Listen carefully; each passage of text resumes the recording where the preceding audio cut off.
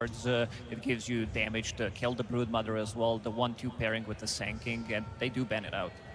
Yeah, they're thinking along the same lines as you guys.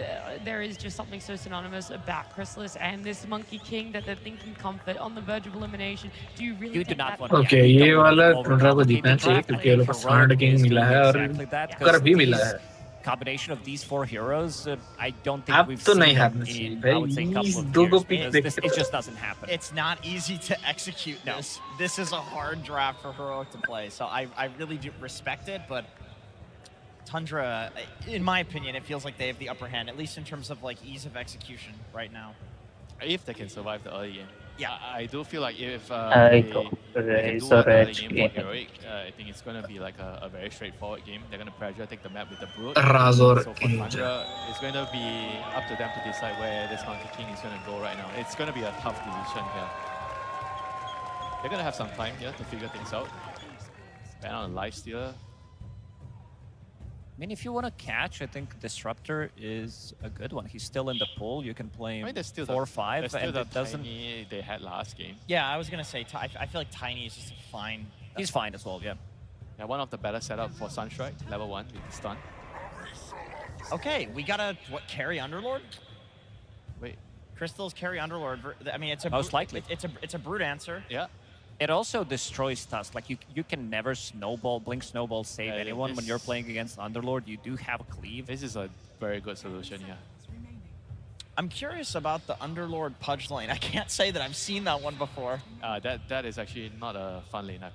I think that lane is going to be annoying because Pudge But does for a lot who? of magic damage to you. He does, but Underlord has a lot of right-click damage. So does Pudge with Rotten Yeah, Core. That's true, actually. You might be able to 1v1 that. I think the lane should be in favor of the Pudge. That's kind of where I was leaning too, but for the या game, तंद्रा हम लोग को this is definitely really good. जिता पाएगा. हाँ. They've जीता answers पाएगा. to the Broodmother. हाँ क्योंकि सांड किंग और वो I mean, मिला है ना. Heroic is really lacking in team Luka. fight right now, so I wonder, do they pick a या carry तंद्रा that अरे इन लोग को पॉइंट्स मिल रहे fixes हैं. that? नहीं चाहिए. Gyro Luna type of hero? I mean, it could also be a Brood carry still. It feels like both of these teams still have that potential to mix things up at the last moment. We're going to wait to see what Heroic think exactly for themselves. I think I kind of like the Gyro Luna SF kind of hero right now. It gives them like the presence in a team fight because they're heroes right now. They're all single targets. Imagine they just okay. I was gonna say Wait, Meep. what? Um, Brute is carry? We got to wait. Hopefully these guys are going to start picking. It is the Oh, no. Pudge carry. Pudge carry. It's a Pudge Pudge carry. Versus Underlord carry. Yep. What a time to be alive. ये कैसा match होगा भाई. Okay, Whisper Phoenix. दो I मोटा mean, that दो should दो मोटा hypothetically do मारपीट करेगा very बाकी well लोग in playing देखेगा. against an Underlord. You know, you talked about the magic damage of a Yes. Pudge. Phoenix may be one of the few heroes that does more than that, and from a range as well. Yeah, they're basically trying to find देखो a Luma, replicate ऐसे carry of what करना है, happened in the position first game. one Like, carry. Batrider is like a hero that can present a Punch. lot with the early game. With a, अरे नहीं, right now they have a position single one set with वो Phoenix and Tusk. Underlord. So they are दूसरे वाला Underlord. They हाँ. can when they want to नहीं, try to pressure बोल them रहे, to a point क्या where पता, Tundra has to rotate a lot of Punch heroes to भी one ले side लेता. of the map. And they're Position going one, to take चलो, full मोटा control versus with like मोटा. the Brute. Actually position one Heroic, पाँच they है need to वो. win the lanes. Like, they need to heavily snowball because this देखते हैं. lineup है they वो can't position really one. team fight Luma against लिया है ना Tundra. They position also one. have a bit of a बस. global वही तो presence, Luma, not Luma, just Luma. a bit of a. You have Luma अच्छा Luma लिया है Underlord with his position one ulti, you पाँच. have Invoker. इसीलिए you तो have बोले Sparrow, इसलिए you मेरा have नाम Elf. चोरी This है. is इसीलिए easy तो team बोले fight, rank the मोटा numbers versus relatively मोटा. easy.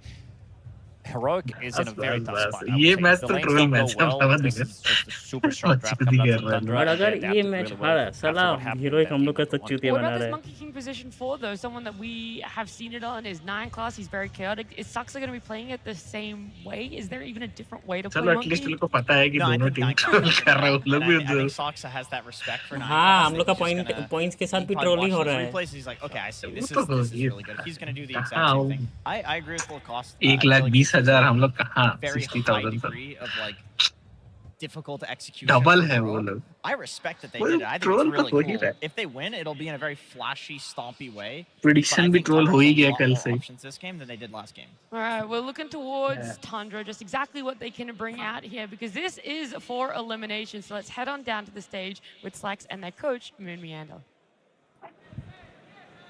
Thank you very much. Yes, we are here with Moon Meander. Moon, so great to see you once again, and quite an interesting draft that you are up against, my friend. You knew the Pudge was coming, banned it last time. They're going to first pick it. Were you expecting this? You think you have enough? Yeah, we were expecting it. We knew they flex it, but we felt like the bad Earthshaker were more annoying flexes, and we just lost to it, so we got to respect it. Yeah, big respect bans on that bat. Don't blame you. But let's talk about the Broodmother coming in halfway through the draft. Surprised me. Did that surprise you? Because I see your team, it is all AoE team fight, baby. You guys are ready for something like that. Yeah, I told my team against this guys, they're flexing everything, and we're drafting like good old honest men, so we're going to get whomped. This game, we have to play more sneaky in the draft. Absolutely. All right, but you do have a lot of favorites on there as well.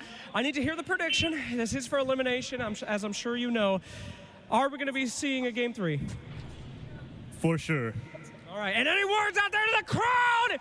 We're cheering for Tundra! For Whitemon. For Whitemon! All right, let's throw it into the game.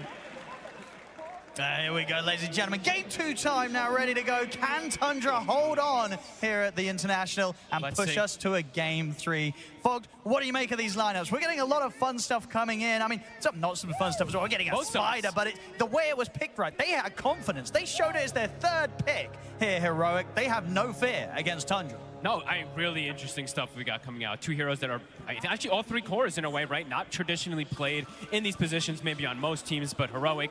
Very ready to play these, and I'm glad that we actually mentioned a bit toward the end, or not the end, but even in the middle of the game before. Whisper playing his Batrider, two favorite offlaners he likes to play, Batrider and Phoenix. This one, he's going to be playing the Phoenix. Let's see if Tundra has this style that's going to be able to work for it, because they also have Silencer, which has traditionally been a pretty good hero versus Phoenix in lane because of the, you Arcane Curse him, you last word him. If he does get in a bad position, the dive is going to return you to that position because of the silence. And also in mid-game, right? The global is very, very detrimental versus that hero. So let's see what we get going as Tundra does feel like they've adapted, pivoted their draft to have a better chance inside that mid-game, but Heroic definitely with another draft that could get some pretty big snowballing in terms of laning phase.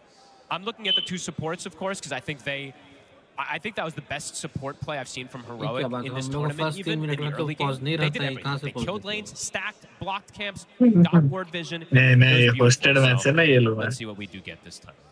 Yeah, with the support combo here again, should be able to achieve similar things. He's definitely still going to have that once again with the Shadow Demon, and throwing the Tusk into the mix is going to be feeling pretty nice as well. Right? Like Tusk is trying to be much of RC in a way, right? He's got the snowball saved for positioning. And then that SD, of course, is just the exact same hero. So, yeah, let's see how the lanes in particular go down, because Tundra, they struggled from very early on in that last game. And what do you expect sort of from Analog on the Spider this game? As we said, picked relatively early in the draft compared to where you maybe expect to see a Brood. Not that we're really seeing a lot of Brood at the moment in this tournament. But overall, is this a difficult game for him? Have they very much picked heroes that are going to be able to stop what the Brood wants to be doing? They've got ways to always protect versus these Spiderlings, especially early on. With the Sand King, the Underlord, the Monkey King, they have good ways to scout as well. So, not too sure the build that Analog's going to go. I know some players like some players like these Orchid kind of run over builds. I've seen other players like this Conda Poke Phylactery build. I'm not too sure which one Analog likes to actually play with, so I'm curious to see what he wants to actually go for here. And yeah, let's see top. Overall, if Tundra's able to have a better time, because they got destroyed in this top lane. Just off of level 1, pretty much, from the start of things. So. We sort of had Chrysalis ended up dying a couple of times. I mean, they already died once. Like in the last one, Toby had already died as the Pugna, so already getting to play a normal lane. And this Underlord pick, right? This has been it's a Tundra classic now at this point for the carry. His bottom sucks. Bottom, he's in trouble. He's going to try and stand his ground against Yuma. We'll get the Boundless Strike off, but the poison stacks up and a little bit of a pause. Yeah, it looked like he looked like he was not attacking or something ended up happening there as Yuma. And what are we going to see off the back of this? Is 33... He's fine, right? He's got a Burrow Strike. In fact, can he kill the Pudge? Unlikely. Shouldn't be enough, right? Because Sandstorm's still going to be on cooldown for a few seconds. He's got Tango going as well, so... Yeah, so... Should be okay. Probably will just head back here, 33. We'll see. Maybe he tries to go aggressive. Sunstrike. Maybe there's a Sunstrike. Oh, that's true. I'm checking mana. No. So 33. He'll swap to KJ. Doesn't want to commit with the Burrow level 1. Feels it's not going to be enough damage to get a kill in return. Heroic, this is what they want. They just want constant kill threat in these lanes, but we do have to watch for these Sunstrikes, right? BZM is going to be looking for those with the stuns that he does have from the setup, especially in this bottom lane. Has to make sure he doesn't use too much of his mana, though. Sometimes on this Invoker, when you're playing versus Broodmother, and Brood used to be the literal nightmare for Invoker in the mid lane, so BZM does have to make sure that he stands his own and keeps at least some mana healthy.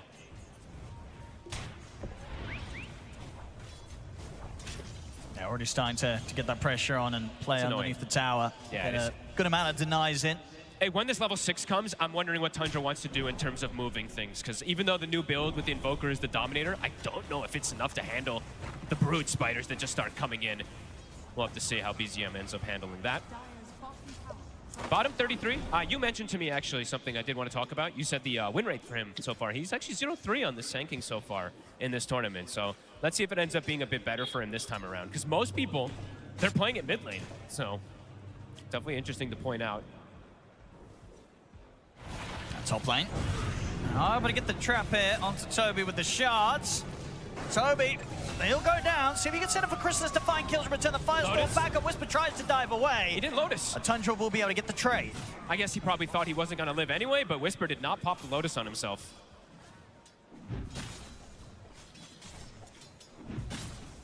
Nice, Chrysalis, just the cleave. Whenever you get these kills, extra damage, he's going to pick up his boots.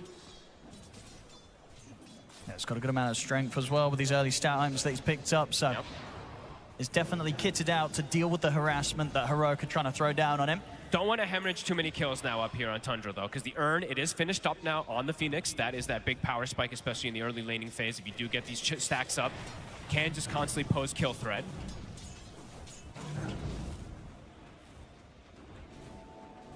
Yeah, and it's interesting to see mid laners that, you know, we have 2 mid laners that don't play with bottle. We're actually going to have no bottle in a game, Owen. So that's going to be pretty interesting to see how they want to play around power runes in particular throughout the game. Because it usually ends up being a lot of rotations around those power runes to secure and refill. Yeah, neither of them are going to have that. 33. Big poison stacks. Yeah, still getting very good farm out of this lane at 33. We see that at the moment, top 2 CS. And he'll always have those stacks to go back to at some point. Sure, not just yet, but eventually. We do know how Tundra likes to play with those, and most of these Sand Kings like to play with stacks.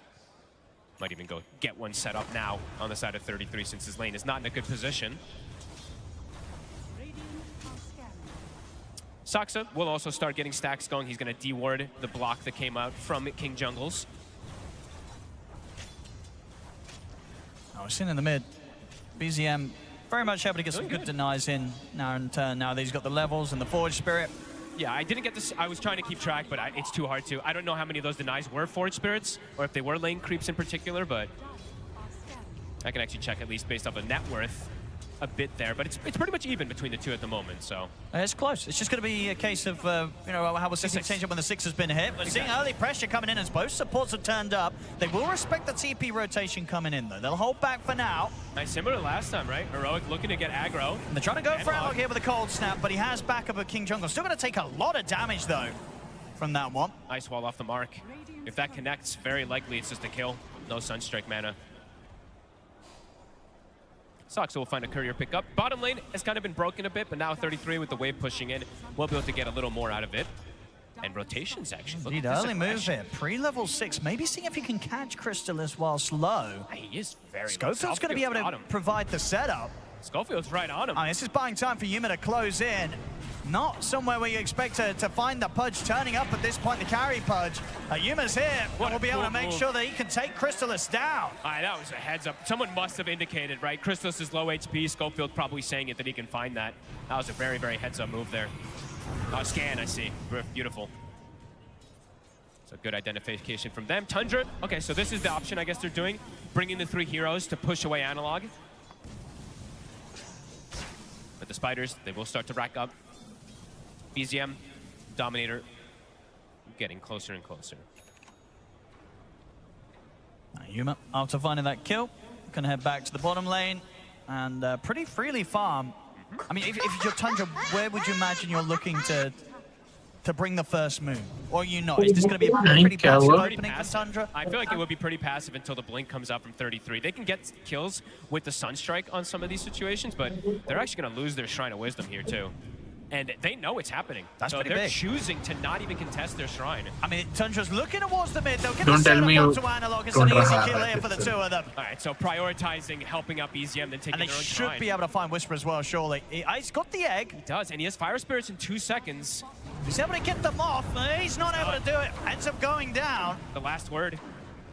Sometimes Silencer can really do this versus Phoenix a lot. Can be very, very annoying in the early game. And, I mean, even in the mid game, at all stages in particular. Yeah, big couple of kills there for Tundra to find, pretty much on their side of the map, with Analog getting caught under the tier 1 and Whisper getting caught strolling through the jungle. And it was a choice they made. They gave up their 33. Shrine of Wisdom. I was thinking about maybe going for that, but Yuma didn't end up stepping quite close enough. Yeah, that's BZM. He's got the Dominator finish. So overall, versus the Broodmother, he's 500 ahead. I think Tundra's pretty happy, at least with this current lane setup that has gone down. Secondary Shrine, of course, we see. Heroic will be able to claim that one for themselves, so good jump of experience. Saksa will go check it, but it's already been taken. Easy hook for Yuma.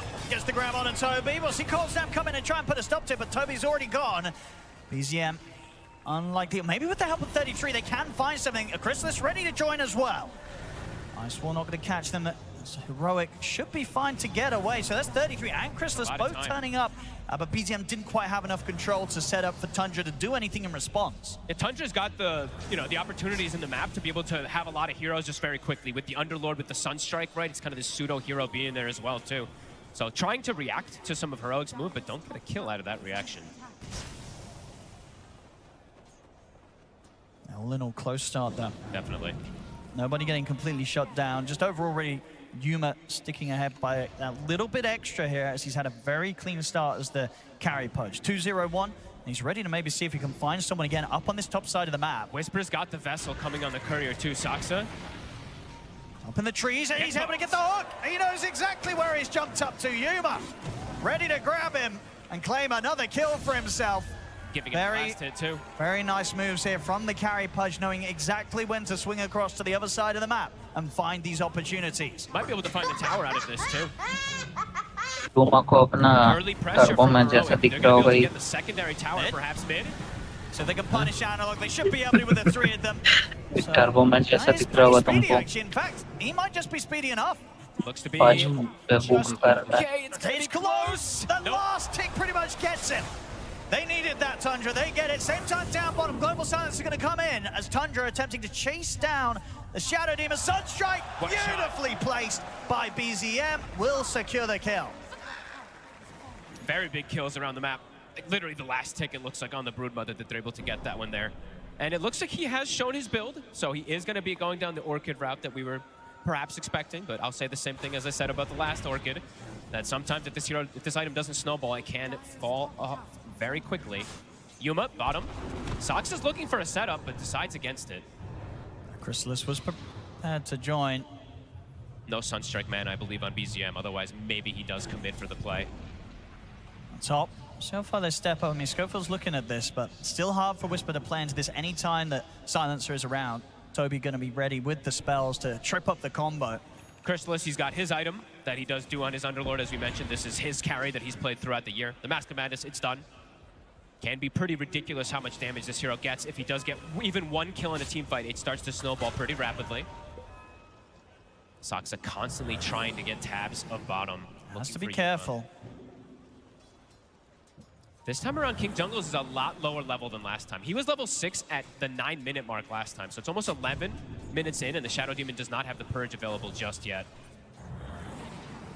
How are we doing on the timing for the Blink Dagger for 33? Pretty much has close, it. yeah. Yeah, with this, so... Bonham, Saksa continues to tease around with King Jungles. He's going to commit with the Wukong's command. They want King Jungles dead. He'll get the disruption off.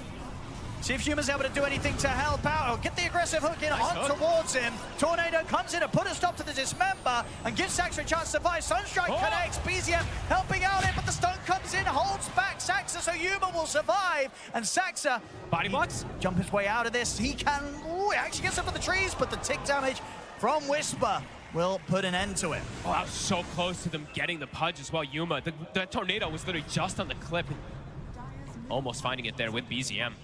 action-packed early game, 66. Both teams matching each other's aggression. And now Tundra, as you said, with this Blink Dagger on 33, feeling much more confident for the team fight. Global also at the ready for Oh, yeah, Toby. they're ready to go down bottom, and we can see it here with this smoke. So Heroic, how prepared are they for this? They lose a support, they'll take it. And 33 is going to be in with the jump. And Whisper is going to show himself. Snowball there buying a little bit of safety for Schofield. Sunstrike's going to be off the mark this time with the Boundless Strike, and the Sandstorm damage will be enough to bring Schofield down. And Whisper, he did use the dive. They're looking for him. He gets... The Egg's They're going to just kill that Egg very, very easy. So Tundra turning up now as a team, showing much better of a chance than they had in game one here with these sort of efforts. Super aggressive moves that we see coming out from them. Saksa, he almost has his Dominator now finished too, so the numbers, you know, they're starting to get them to rack up. The Brood, Analog has to play his own game. He doesn't want to look to turn up to those fights until he does have his desired item. I mean, so we'll take some time for him. He's going to have to do a lot, but as you say, even if he does get this timing and turns up, they do have ways to deal with the Brood and the Spider Army. Absolutely. Lots of different ways, either from the cleave or from just the spells from the Invoker and the Sand King. 2K lead now for Tundra. And their economy game, as we said, the Dominators, they are online, so that economy very likely to continue growing as well. They are able to do this creep-cutting shenanigans, as we have seen time and time again from this Monkey King. This time it being Saksa, so we'll see how much damage he can do, but 9 class made it look actually broken, so... Having a much smoother entrance into this game too, as opposed to game one, Tundra. Yeah, and they've slowed down the aggression in particular, right? Whisper and Schofield in that last game, they completely ran rampant. This time around, a lot slower for them. 33 still with the epicenter and in the neighborhood down bottom if there is a chance to fight. To set up for a play here. They could try and burst Whisper. He's got to be a bit careful. If 33 gets the chance to go for this, he will. Whisper holding back. They were trying to cut the tree there. Saksa being very annoying. Saw that Whisper tried to go for that dive play, but won't be able to. Heroic looking to finish up these next items. The Aghanim is very soon done for Yuma. Perhaps that's when they'll look to accelerate things a bit more, but Tundra are getting to just... Tundra's getting to do what they wanted to do this game, is sit back and hit some creeps. I mean, it's going to be this double timing, right? Aghanims on Purge and Orchid on Brood are pretty much going to hit at the same time. So as soon as those are both out, which will be very, very shortly, you got to imagine that Heroics, they're going to make the move immediately. Yeah. But they do have to watch out, because there's a lot of counter-aggression from Tundra. There's a lot of global aspect. You know, there's literally global silence, a global teleport, and that global Sunstrike too. So even if you run into 1 or 2 heroes, it can be multiple more in a way very quickly. They've got the money here for the Orchid, so they'll be on the way out. And I believe that's the Aghanim's done. Do they have a smoke between them? They do. King Jungles is ready if they want to make that move. Let's see where they do want to look to go. The scan will come out, catches 33 Toby. And they get the setup. I mean, this is the thing, as you said, if the Silencer finds you first as the Phoenix. It's so hard to play Phoenix from Silencer. But as we saw in the draft, you know, they picked it into they didn't care. They wanted to still run this. Global was used. Saksa setting up on top. BZM. He's gonna step out. There with the Wukongs. Sax is ready to take King Jungles down. And Yuma, he's got to run. He is very isolated. 33 is here.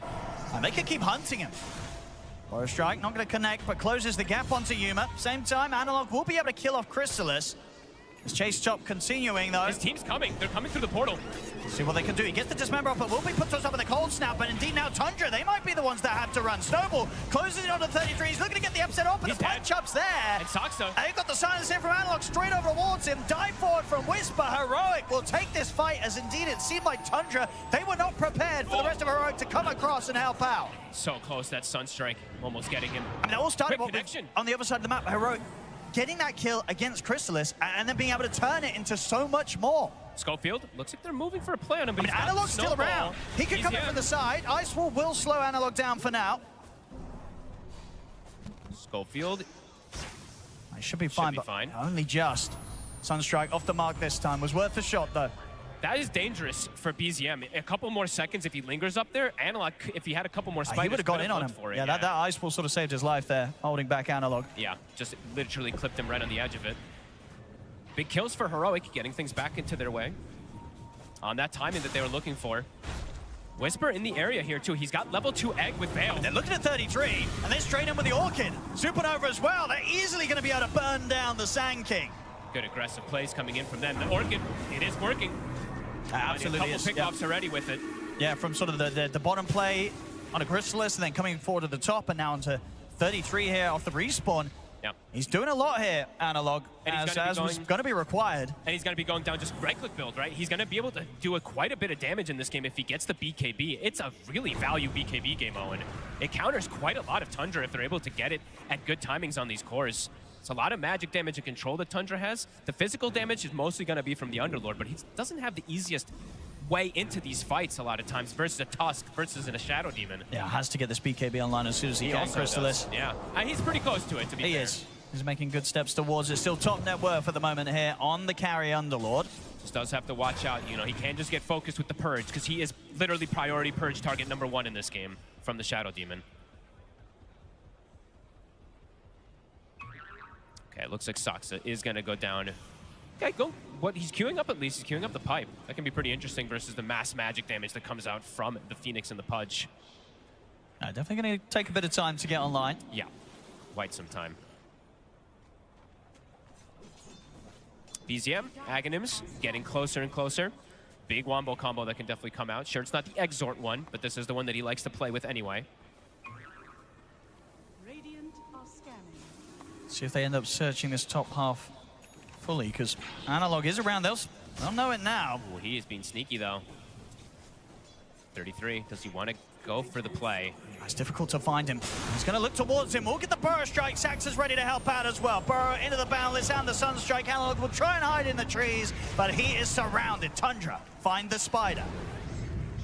In the meanwhile, Heroic was looking to make a play elsewhere, but nobody is currently down here. I mean, if they continue to move in the triangle, they might meet Chrysalis, Might but looks like they're not going to go all the way there. Saksa, is he going to be able to break the smoke too? Or are they going to find Crystal? They might find him. They're a little split up.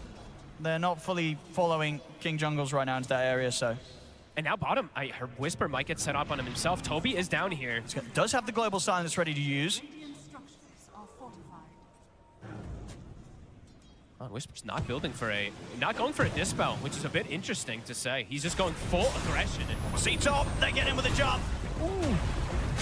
Massive amounts of burst there to take down the Pudge. We'll see Heroic try and turn. Global's going to be popped, but already 33 burning down low here from the damage of Whisper in the vessel. So Heroic will get the trade for that dive. Whisper was kind of close to getting that snowball too. That was actually relatively close with that 4-step play that he went for there. And yeah, Whisper, he's going full aggression, Owen. So not worrying about the silencer in particular, at least not just yet, as he's gone for this Shivas plus Vessel route. Very early Shivas again, just like he did last time. It's a ton of magic damage he's going to be kicking off in these fights. Yeah, I mean, it's kind of that thing, right? Even if they do get the curses, the silences onto him, it's a high chance he's able to survive through it with that Shiva's Guard. Yeah, perhaps so. And maybe he's just having a lot of confidence in Schofield just protecting him in some of these situations too, as smoke from Tundra. BCM and Saksa paired up. I've got the setup. King Jungles will get the disruption off. He's just fine. But Wukong's is there. So King Jungles will fall. Can Saksa get out is the question. He's pretty slippery as the Monkey King, so should be fine. Looks like he will. Oh, they're gonna try and chase. Does get clipped by the Shivas, so we'll start taking a fair bit of damage here for the Vessel as well. But yeah, one of those heroes that you really don't want to spend too much time chasing, especially when it's the support. He's just too slippery. Yeah, I thought perhaps they could get actually a kill on the retreat there, since it took some time to bring down the SD, but not the case. 2 TPs there from Heroic, and they're going to lose their mid tower now out of it from the split push from Tundra. Tundra manipulating the map.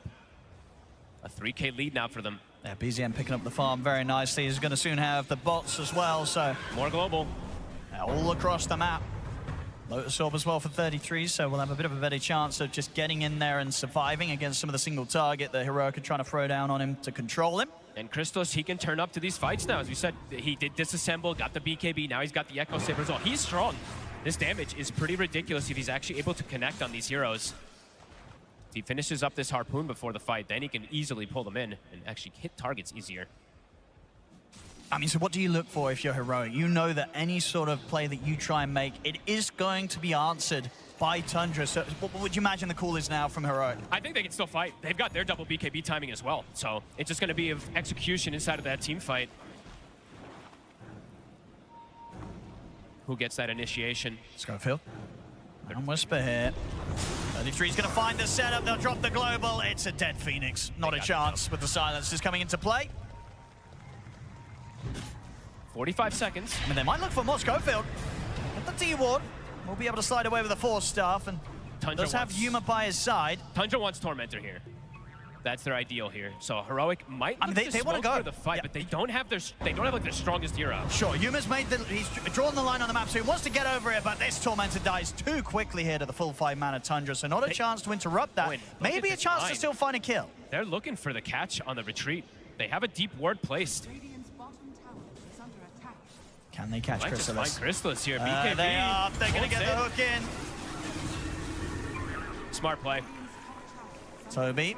He will get away in time before King Jungles comes a-looking.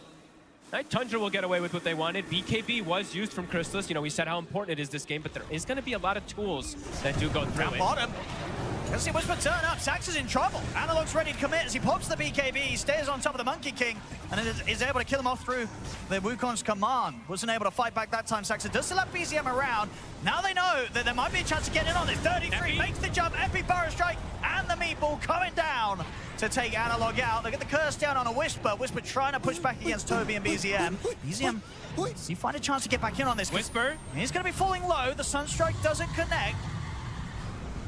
And on the side, King Jungles starting to play around with BZM. Yuma sweeping across. We'll see if we can find the hook.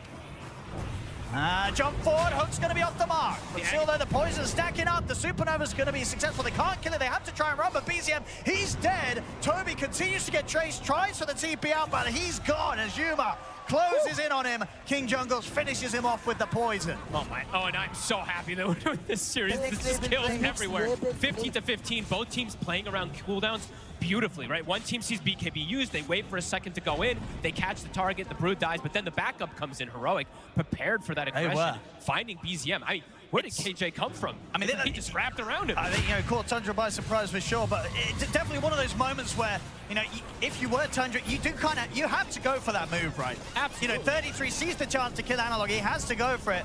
Just the problem is that Heroic indeed were ready to punish it and now has set up the map to get themselves this chance to take the Roshan.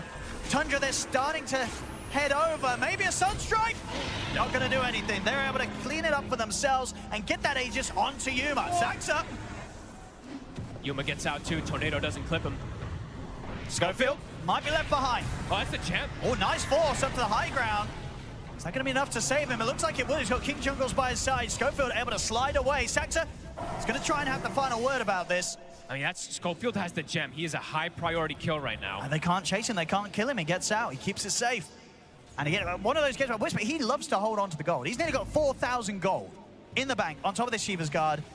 Possibly considering, do you imagine he'll commit for this, the pots of the Midas, or maybe he is thinking BKB or something else? I'm thinking BKB or Lotus. Yeah, there we go. BKB, he needs it, and it's coming out. It's too important in this game. I mean, because we are seeing, you know, if Whisper does manage to get his spells off, like, it's pretty ridiculous how much damage this Phoenix can do, right? So if he's able to pop BKB, get the egg off, it's pretty much impossible for Tundra to fight into. He also can be more hesitant about just using the egg, right? He can just stand his ground with it. They're going to get the jump on him. He dies. See if they got the burst, dive away. The Global Silence will come in, and now the BKB is up, so Whispers can survive and start burning down 33 with the Sunray. 33 will fall. Whisper lives. Heads up play. I mean, they probably just checked him, and they're like, hey, he's got no extra, and then a BKB just appears out of nowhere, so... Yeah. I mean, that's obviously the strength, right? Normally. 4,000 gold, and then bam, just dropping an item purchase. That can definitely catch people completely off guard. I don't know if they saw him pick up that BKB there. And yeah, little things that Heroic is doing that's very clever. Even them killing this Roche early, I wanted to point this out. They even used the SD with the disruption, with the menace. I mean, we're definitely seeing as well, it might not be able to put a stop to him jumping away, but the whole kind of dive in Shiva's Guard is very good for trying to scout the area and find where the Monkey King is. It feels like Heroic is starting to get some pretty good momentum their way. Now having this Aegis all over Yuma, these fights are looking pretty good. He does have to be a bit careful because he is starting to fall a little behind. starting to be the sacrifice. तो क्या उसका बात blink I और think for having such a great start, that is. He's still in a good position in terms of net worth, but a couple deaths now Eh? with 33. BZM at the moment with the more impressive KD on Tundra's side. I think, well, one of the struggles though that has been for Tundra, you know, despite the fact you were blinking, but Mentioning him, he doesn't have his BKB. no sound was coming. क्या साला there's nobody coming out. अभी आ रहा है ना आवाज Is very, हाँ। very dead. हाँ, बोल रहे थे These two हीरोइक क्या खा के उठे आज from Heroic, just hunting आज down and finding these huge opportunities. tacos. Yuma, ये और try and chase down Saxa. साला Quick curse from Toby should hold Yuma back enough so पूरा Saxa प्रेडिक्शन will का out तो of father there. Mother sister होने वाला है अभी One thing we're seeing अरे right now for Tundra, tundra for all खराब the खेल fact रहा that है they're able to heroic keep तो the pace नॉर्मल overall, खेल रहा है kind of on an individual level, they're still tundra yet to ना be a खराब big खेल fight रहा for है Chrysalis to be और able to मेरा pop off. प्रेडिक्शन का तो माँ बहन हो जा रहा है You know, they तो tried to हम make लोग those सब earlier हम attempts मेरा with भी these मेरा games, भी but nothing has बहन kind of happened भाई there. सब He's बोला turned था up with this top net worth and cleaned up Yeah, the fight. yeah. So far, Heroic, they've been able to dance and around of Lord any की time that भाई Chrysalis पहले wants to show up. पहले क्रिस्टलिस को हटाओ तो And as we said, you know, he's going to be carry वो carry शायद role से ये भी हटाओ बोला था उसको। ना टॉपसन बोला था ना क्रिस्टलिस बेकार का कैरी है हाँ हाँ हटाओ There carry can be role a lot of damage that can really trip up this Underlord, so we'll have to see सही बोला what था Crystals can do Topsin when the fight actually is something that he can actually contribute to. ना ना पता नहीं क्रिस्टलिस नहीं Daedalus होना था और क्रिस्टलिस में अटक गया Still a minute and a half left on this Aegis. हाँ so क्रिस्टलिस में Yuma अटक गया will बताओ not डेडलस भी be नहीं to किया make the moves, and here we go. Smoke up again from Heroic. Another thing we बस do have to mention is फिर Heroic, से as we see, they smoke have multiple ensure different ways to protect each other. They have either an S3 disruption, silencer जाएगा snowballs, लग रहा है either these silencer force मरेगा on the side of silencer Tundra. का तो मरा There's silencer multiple bonuses we see. And the global. It is yes. global, but it's not Yeah. the same type of saves. Sure. वो पता है It's a little silencer harder को to bail people out of a bad scenario. I don't know if Tundra's going to expect मरा that. मरा silencer मरेगा देखा They're gonna find the silencer क्या first, पता so कुछ पता नहीं था global for the next 50 seconds, and let's बस see. क्रिस्टलिस भी लग रहा है मरा Crystallis will be found. So 33 comes A back भाई for तुम the इतना burst noob rate. क्यों हो Once again, क्रिस्टलिस there's a buyback global Oh. coming in from Toby. BZM turns with the tornado to Oh, lock down EMP Schofield tornado? with the meatball. Hook to give set Schofield to save अभी भी the- 5 का 40 seconds का Be enough here as he gets in है deep ठीक with the है snowball, though, as that क्या comes है? to an end and will Aegis. die. Whisper pushing अच्छा, forward with the Aegis. BKB, just able to fight on into the epicenter. The Wilcox command laying down. Whisper dives in. ओ भाई He's got the super Schofield over गया। ready. Tundra, they've got उन to लोग का back off, but Sax is not हो gonna get क्यों the नहीं chance रहा as है Analog takes him कुछ down. क्योंकि एक ही जन गया है Back in after this supernova. That's the वापस question. जिंदा हो रहा है पंच Trying to look for any sort of opportunity. गया Crystal वो खाएगा बस He's gonna get hooked. The sunray comes in. The tornado will put a stop to खत्म this member. क्रिस्टलिस इज डेड नहीं नहीं My goodness, he didn't want to do हाँ that. आप He got dead stuck. He came through the Fiend's Gate, ended up हम getting ठीक है stuck and set up for an और easy. The fight continues though. 33 points to BKB. इसी के साथ इस पर इसी के साथ पूरा टीम का वाइप आउट होने वाला है 33 takes down another. तो होने वाला है टोबी Surround Toby. इनवोकर बोला हम लूंगी छोड़ दिया वहीं पे हम भाग गए But Heroic will come out on top, ठीक है and I guess you got to be careful. इनवोकर When क्या ही you're कर the रहा है Fiend's Gate strike, you can't be too Welcome, careful. Mr. Some Ludu. points of the map, 'cause you just might get हाँ stuck at भाई He also, at that point too, he had no BKB. He was getting melted from the sun right now. किसका था carry क्रिस्टलिस Also, the start of this fight, 33. कोई रखा था This was also 70 seconds ago, so quickly revamp. But कोई नहीं 33, रखा। his छी, Epi, his blink got कौन stopped, I रखता है? believe, from the पता। Phoenix, so he couldn't actually jump in with Epi pre-Aegis timing. खेलना आता है So नहीं actually missing a lot of damage on Tundra, and Tundra, that was a बस buyback from Toby as well. इस हिसाब से It really was. And they still lose the fight. That's rough. We'll see it तुंदरा again का here. हो गया You see this? So this, I believe, is where 33 in a couple moments here. He ends up Lotus reflecting the Dismember, but you see he's going to start trying to rev up this Epi soon, and it ends up getting cancelled, I believe, from Whisper, who walks on top of him. So at this point, you know, Tundra know that there's still a chance of getting back in on this. Carry player you come see है क्या Whisper, he जिंदगी में walks right on top of him, prevents the blink, I believe, Blink just from was his nice. facet, that is, the burn that he's able to provide from the Dying Light. And then, yeah, Analog comes in and gets some good cleanup. Yeah, he's able जो to ले get they the किसी supports को very उठा easily लेता है at the moment on this Brood. And fights And then is a bit Chrysalis, we see, slow. tries to Fiend's Gate deep into the fight, but he's just stuck on the steps. It's an easy hook for Yuma. I don't think I've seen that before. I guess the steps is just, with the size of the gate, it just blocks you. All right, noted. Do not use Fiend's Gate On the step, steps yeah, it's- unless you're it's pretty blocking scary. enemies. 33. So he tried his best. The Healing Lotus actually ends up making him get that secondary kill, but yeah, Yuma with the follow-up. I mean, he just got so much there on the cleanup there as the Pudge. Yeah, that Aegis usage kind of perfect for the side of Heroic. And some big timings now, speaking of Heroic more, a refresher now for the Pudge, so double rounds of that BKB plus bite. And I believe Analog is about to have Bloodthorn, which is an insane damage increase for him. believe he hit 20 as well. It's not as ridiculous as talent it used to be. I really believe this one was once 80 or 70 attack speed. Now it's only 35, but still substantial. As Heroic prepared for the fight. Tundra, though. Look at the ward they've Tundra. got placed. Oh, and again, I don't even know when they place these, but somehow Heroic is so sneaky with these this series. They sense something, though. Crystallis backing away. 33.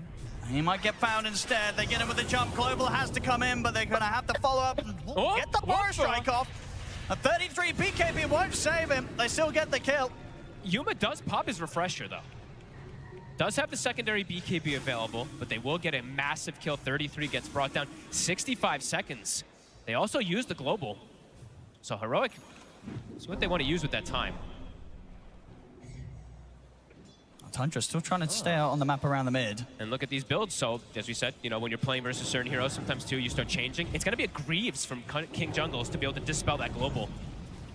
At least off of himself. Then he can potentially go for these save plays. See will they get going with the shard. It's going to be going the way of Yuma. Not bad. So far, should be definitely having an impact. We have been seeing Yuma hit the hooks. He has been, absolutely. Even sometimes to save allies. Yuma.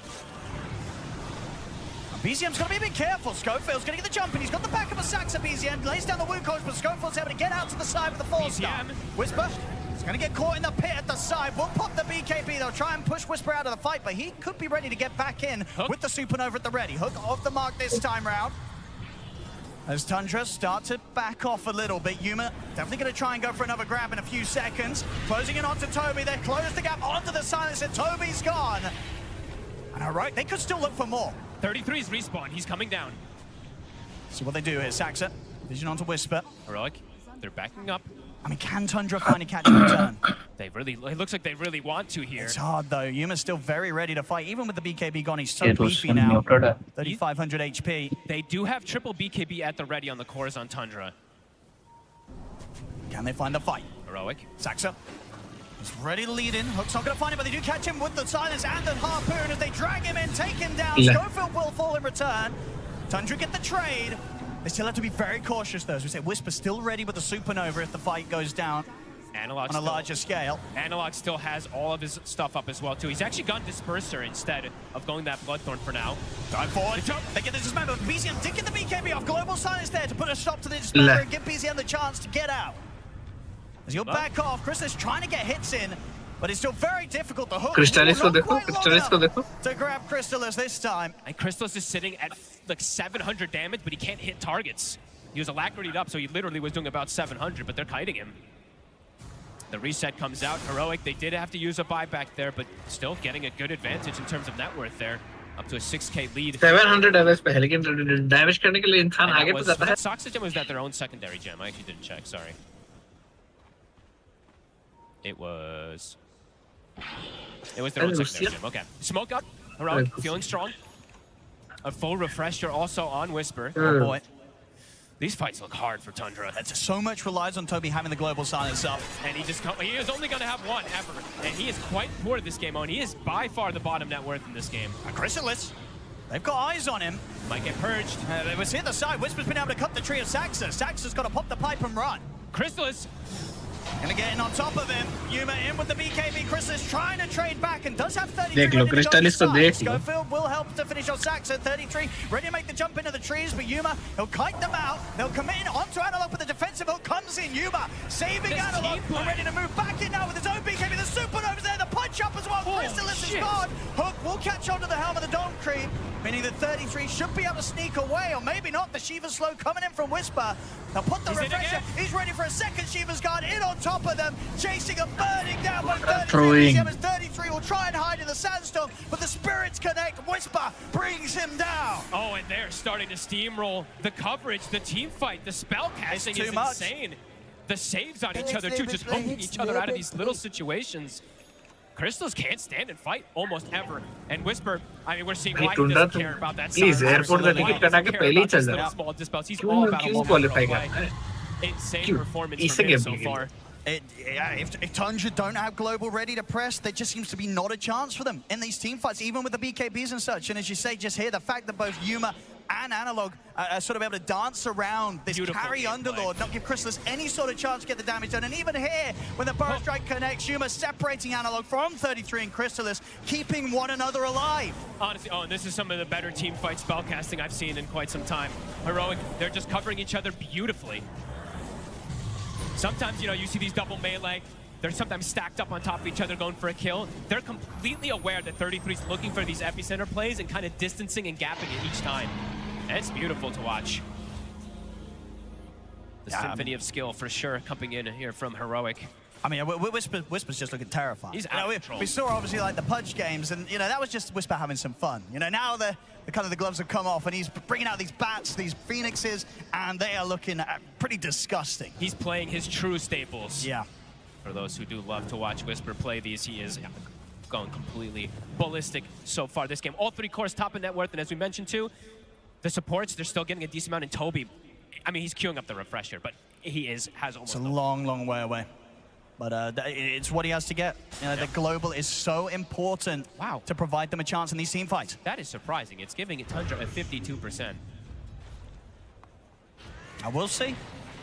Dota Plus has been right in the past. It also probably has no idea what the hell is happening in this game because we have an Underlord carry, a Pudge carry, right? Things are a bit more bizarre than usual.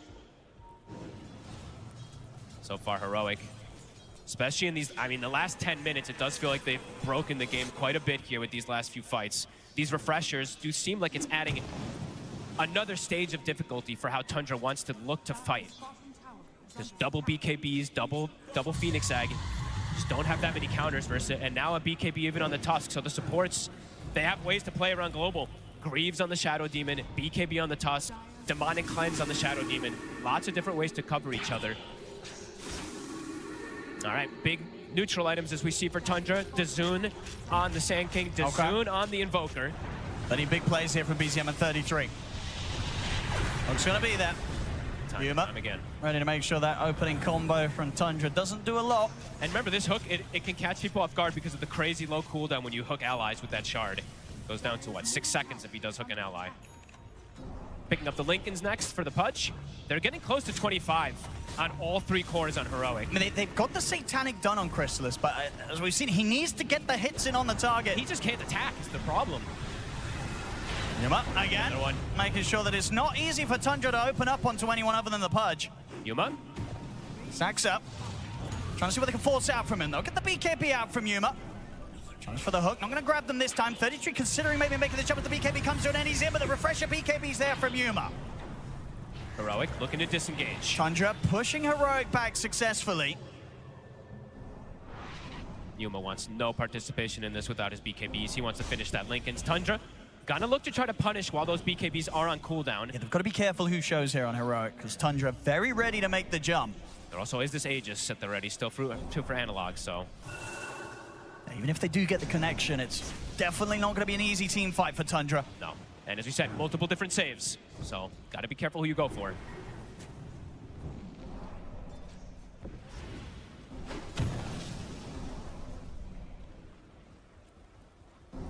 $50 seconds for BKB on Yuma. Starting to inch their way forward. A sneaky ward as we see plays from Toby, but they do see it with their gem.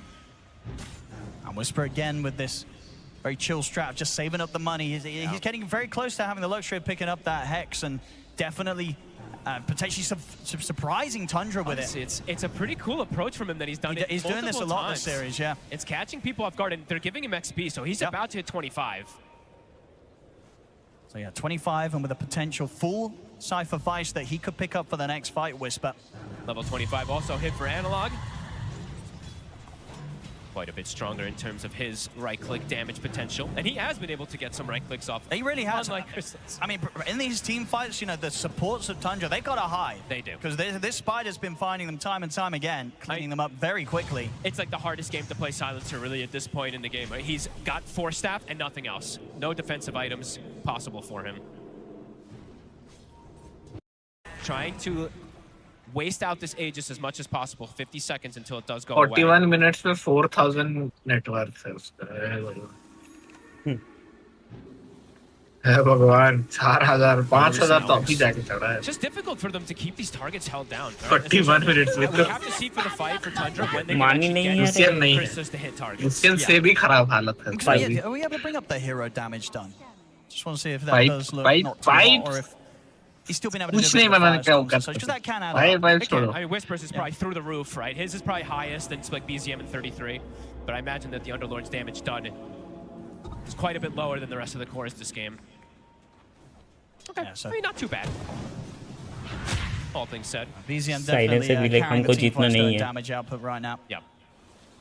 A lot of it बोल just from like little physical silence से भी poke like from हमको summons जीतना we see नहीं there. है See ये there match. from हाँ Whisper वो the जितना dominator. नहीं है क्योंकि उसका टीम थोड़ी है It's just that, you know, when तो you have stand-in है ना, बोलेगा, हम तो stand-in Satanic हैं. and soon to be Daedalus, right? Yeah. You need to have It's a hardly lot backward. being done by him. Scofield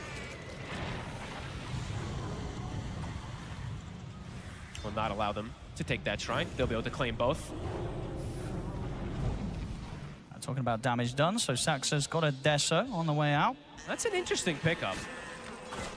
From what we've seen and what I've Yeah. seen most of the times on these Monkey Kings, it is just the Scotty pickup usually is the route that they like to go for because it applies, of course, with that Wukongs and it's very strong. But looks like he wants to have more physical damage in the draft. I mean, that's the thing. If they Makes can sense. get the hits in, right, with the Deso, the AC, the Underlord, once he gets the stacks built up, like, the hits are going to be hard.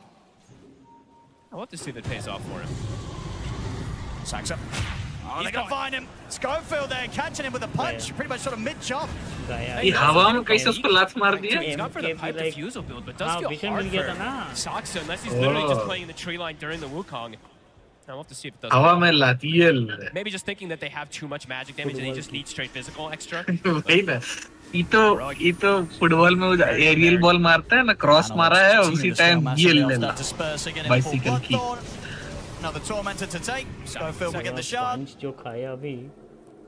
And Schofield is going to start queuing up that Aghanims as well. So we'll get stronger and stronger in terms of what he can do in the fights. He can एक just बंदा potentially दिखा है, punt the China Monkey से King ना out of his two Wukongs. Taking The Monkey King away. There is no Desolator then from that. Underpowered Gets play. to punt the, you know, 33.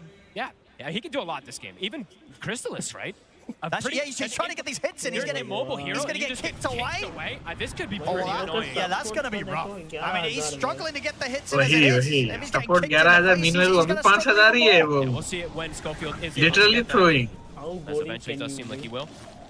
We did see also point out Yumo had hit 25, hit one of the stronger 25 Maximum timings for a Guri. punch. That Dismember is incredibly strong when you have two of them at that increased duration. Yeah, little things as well. Blink online now for King Jungles. So between that, the Force and the Greaves, he's ready to bail heroes out. I mean, we've seen already how good Heroics ए देख, lineup is at Crystallis saving one बना another है, in देख a low. multitude of fashions. देख लो। Whereas Tundra, Congratulations. very limited. If someone gets क्रिस्टलिस had made क्रिस्टलिस oh my So much save. Level 20 as well, something you don't see too often on the Shadow Yeah, units. I always like to that. point this one out, is to disseminate Game, GG, 50% share hope. damage. It is pretty insane how much this can actually dish out. Also just to protect allies and make them that much Last time बोला था tankier. ना कि heroic Tundra? gold medal उठाएगा. It's just, can they ever really Uh-huh. try and go on this pudge? इसने क्यों उठा दिया? They're going to try. Dispel. good mother He's going to make the jump in, close in, they get the burn, Left. taking on a Whisper. Whisper, is he able to survive? BKB's going to be there in time, and he's able to get the Supernova off. They're going to tag. अरे मारो ना अंडा को मारो मारो सब मिलके मारो On the back हाँ lines, though, King Jungles and अंडा बिरयानी chase खाएंगे अंडा down biryani BZM, the buybacks coming in from both Whisper and BZM. हमको बचाओ हमको बचाओ हमको बचाओ silencer But they're villain holding back with the disruption. He's going to get surrounded, Oh, punched no, up. अंडा फिर से Can आ he गया actually get the hits off Crystallis? क्रिस्टलिस मर गया He cannot, as Crystallis is gone out of the fight. 33 will get back in with a burst strike. Damage ही नहीं है इस team में And the second देख लो Supernova hits there. They're going to try and kill the egg off with this buyback from Crystallis. The 33 is dead. He has to buy back. Crystallis can't kill the egg in time. अरे damage ही नहीं है Right right side में वायरक करके हो गया This absolute best for Tundra is heroic. अरे तो अंडा के पास डैमेज है बाकी सब गोरीब है डैमेज नहीं है गोरीब They're है losing lives left, right, and हाँ। center. Tundra, they just do not have what it takes to stop अभी जीत गए Heroic. भाग के क्या फायदा They're all dead. All three cores are They're all gone. dead. Heroics got everything. Oh, Whisper they're with ready. the Ui, buyback. They're ready to Philippine. end it. They're absolutely ready to move on here in the lower bracket. Heroic ready to go down the mid. I mean, Whisper, that's why he's been holding the gold too. He can just buy back, buy an item, And it's join the Tundra, fight. disband, please. Heroic will move forward Disband. in the lower bracket, Naya team. knocking out Tundra 2-0. unreal team fights from Heroic today. They came in ready. That हाँ, was a भैया क्या beautiful रखे थे? display. भैया का This last fight in particular too. You can see how confident Please tell they me were. भैया They heroic saw रखे one.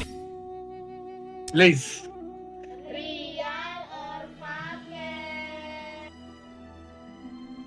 आलोक भैया कुछ प्रेडिक्शन बताइए। हुई रही।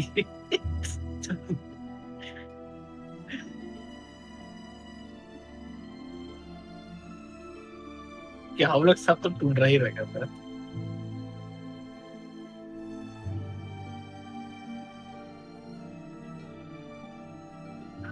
आलोक भैया नहीं। हाँ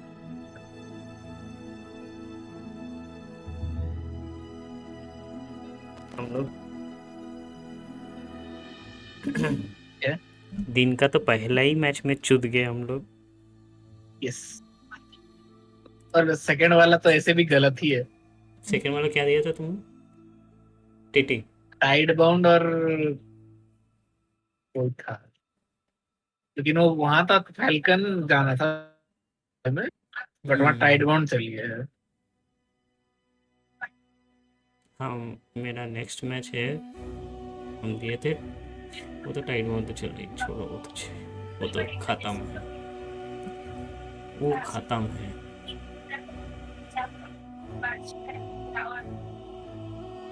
अभी किसका एक्सजी का मैच है क्या? इसका मैच है इसका फैल्कन ना निग्मा टाइड बाउंड हो। अच्छा निग्मा, अरे हम भूल जाते टाइड। अच्छा पहला गेम कौन जीता था? हम लोग का चुत गया। यही तो पहला गेम है। यही पहला गेम है और यही पहला गेम में हम लोग का चुत गया। हाँ अबे वो गिव अप कर दिया। फक गिव अप क्या? गिव अप ही करना है, कुछ है नहीं। गिव अप कर हमको तो दिया। लग रहा है लवड़ा ये बंदर चौदह को बैन करो। भोसड़ी का खेलने का नहीं आता लवड़ा, कल इधर उधर उछलते बंदर को रहता है। नहीं, उन लोग का मेन कैरी को किक करो। क्या बड़ा कैरी, उन लोग का मेन कैरी को किक करो भाई। और हमको तो लग रहा साला साइलेंसर भी साला ये दे दिया ले साला। साइलेंसर को किक करो। Silencer is good than Russian in game. ए मगर अलग अनिरुद्ध भैया सीखिए भैया, पज थोड़ा देखिए। क्या पज देखिए? मतलब सब पीठ में फंस जाता है वो साला, कैसे निकाल देता है? आप निकालते ही नहीं है। What is this? हाँ, उसका टीम का बैकअप देखा है। तो निकालेंगे तो हम तब ना करेंगे, आप निकालते ही नहीं है। What is this? हाँ, हम लोग बचेंगे, हम निकाल देंगे, ठीक है? फिर जो भी बच रहा था वो नहीं बचेगा। बैकअप है मगर आप वही तो आप करेंगे ऐसा तब बैकअप है तुम्हारा। बैकअप हम देखे हैं तुम सारे के। हम इधर फाइट लेते रहते हैं, देख रहे बेस में चल गया। हम तो पच नहीं खेलते, जो दो बंदा है पच खेलते उन लोग को बोलो। प्रोफेशनल दो बंदा पच जो खेलता है। नहीं हमको पता है रूसियन का बैकअप। ना भाई ना बोलता तुम ठीक है ना? पता है मेंटली वो टावर के नीचे खड़ा होकर मेरे को पूछता है मुझे फाइट ले, तुम ठीक है ना? अजीब। अब रूसियन तो साला एकदम कम एचपी तो जाएगा नहीं आदमी, तो कौन दंगा नाचेगा? हद है। What is this? हम यहाँ पे रिवर के पास पे फाइट ले रहे, वो वहाँ T3 टावर के पास खड़ा है और बोल रहे तुम ठीक है ना? भाई कैसे ठीक हो गए इधर हम? ओ रूसियन, हम लोग का प्रेडिक्शन का तो फट गया। अच्छा ये क्या एलिमिनेशन था क्या? हाँ। तुम किसको दिया था? तंद्रा को? हम तो ये टुंड्रा को दिया था। तुम्हारा कैरी कौन है? मेरा कैरी जीपी के। नहीं अबे कैरी मिड नहीं, कैरी एना तो है ही नहीं। अच्छा आना है मैं लवड़ा जो दोनों माँ से चिंकी चौदह। भाई हमारे केस कहाँ भी?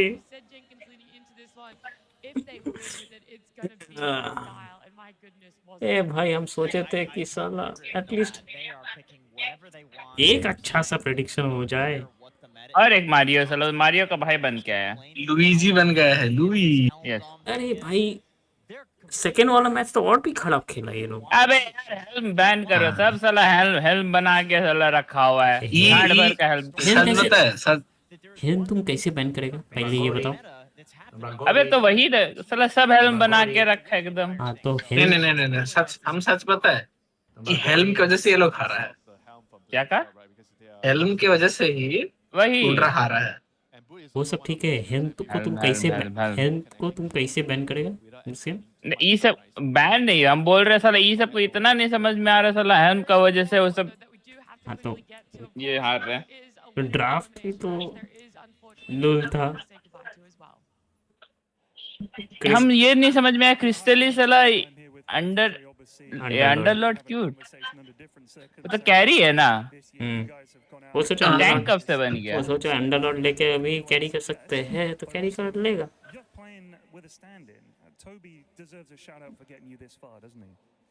Yeah, I think he played great and he came exactly when we needed him, and yeah, big thank you to Toby. Indeed. What makes this team so hard to play? हमको तो लग रहा है ये TI जीता है कुछ गड़बड़ से ही जीता है। उस टाइम भी हेल्म से ही जीता था 33 वैसे तो हेल्म और डोमिनेटर से ही, बट अब तो लग रहा है फुलुक है। फुलुक हमको लग रहा है साला सब साला तेल कंपनी का पैसा है। इतना पैसा कैसे आएगा? और साउथ अमेरिका के पास तेल किधर है बताना? अबे तेल कंपनी दे दिया था, बोला कि लो, वो सब बोल दिया लौड़ा तेल तो उससे ही लेता है, हम दूंगा ही नहीं पैसा तब तक तुम जिताओगे नहीं। यार ये पज हमको अच्छा लगा, ये थोड़ा बंदा ये है निकाल दिया शर्ट सीना, ये अच्छा लगा। What is this? और एक देखा था गेम, आई थिंक लास्ट का तरफ था, फिनिक्स बस एक हिट का था जो अंडा बना था, एक हिट का था, उसको नहीं मारा, मर जाता एक हिट में। पाक जाने क्या कर रहा था, एक हिट का था, वो पूरा कॉलम रहता ना, सिर्फ एक बचा हुआ था। हमारा व्हाट द फक।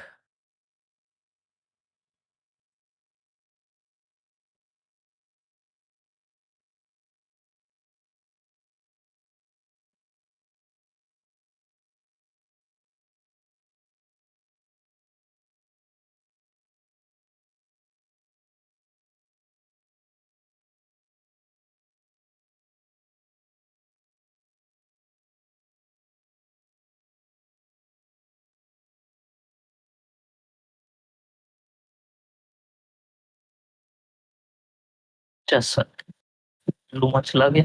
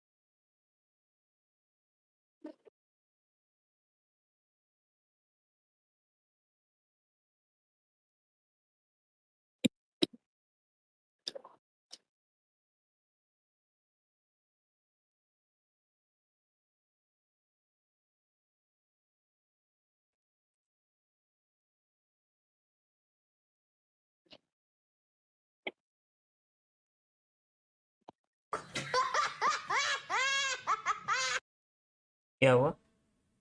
अच्छा ये टॉप 3 वाला होगा कि एलिमिनेट हो गया? हेलो हाँ बोलो। हेलो, ये टॉप 3 होगा कि एलिमिनेट हो गया? कौन एलिमिनेट हुआ? तंद्रा की बात कर रहा है? हाँ हाँ तंद्रा एलिमिनेट हो गया। ये एलिमिनेशन राउंड चल रहा है अब। तंत्रा क्या होता है? Tundra Knights. Yes, Tundra Knights. Tandoori knights हो गया हम लोग का साला। Tundra Knights. रोशन खेल रहे तो स्ट्रीम कर दो। आप कुछ नहीं खेल रहा हूँ।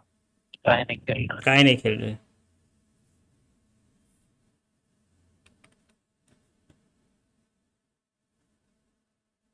Russian एकदम maximum.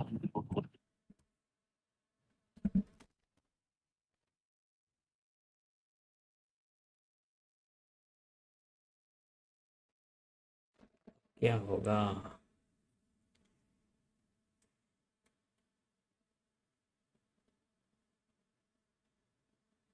हम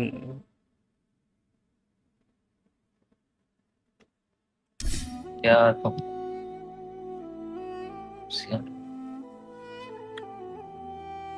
बाप रे, one of my friend is 1,05,000 কি করে সারা লিলুচি 72,000।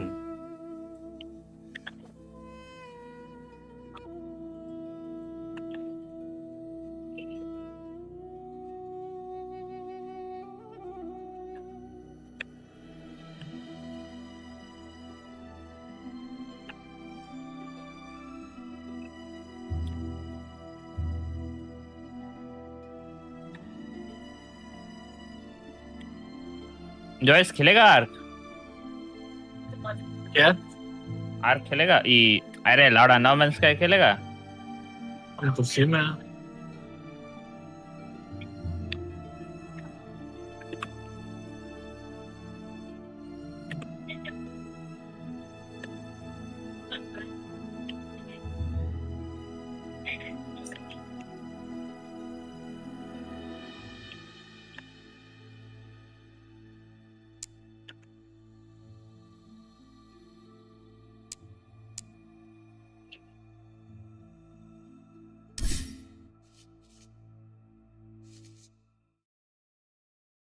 Eventuate to it, but you do talk about like this global aspect of it, the mobility of Tundra too, and that could have been something that was great. अबे वो वाला नहीं मिल रहा ना, वो lost satellite वाला, स्पेसशिप वाला। Sometimes a pickoff happens, and in one of the particular situations, that then leads into a rough fight.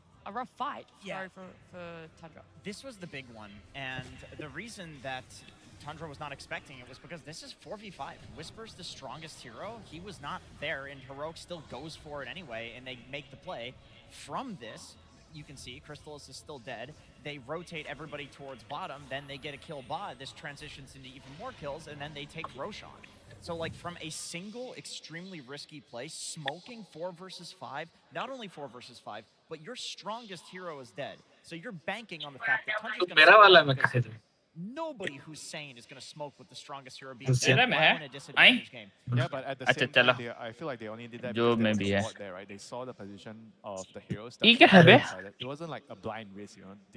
They saw the hero's position and they decided. They knew everybody else had to have gone portal because nobody walked back through the river. So if they find somebody in the river, sir के मेरा वाला में जाए क्या है बोलेगा तो हम बस ऑन किया है, बस घुस गया हम। ये दिख रहा है अभी पार हो गया तुम।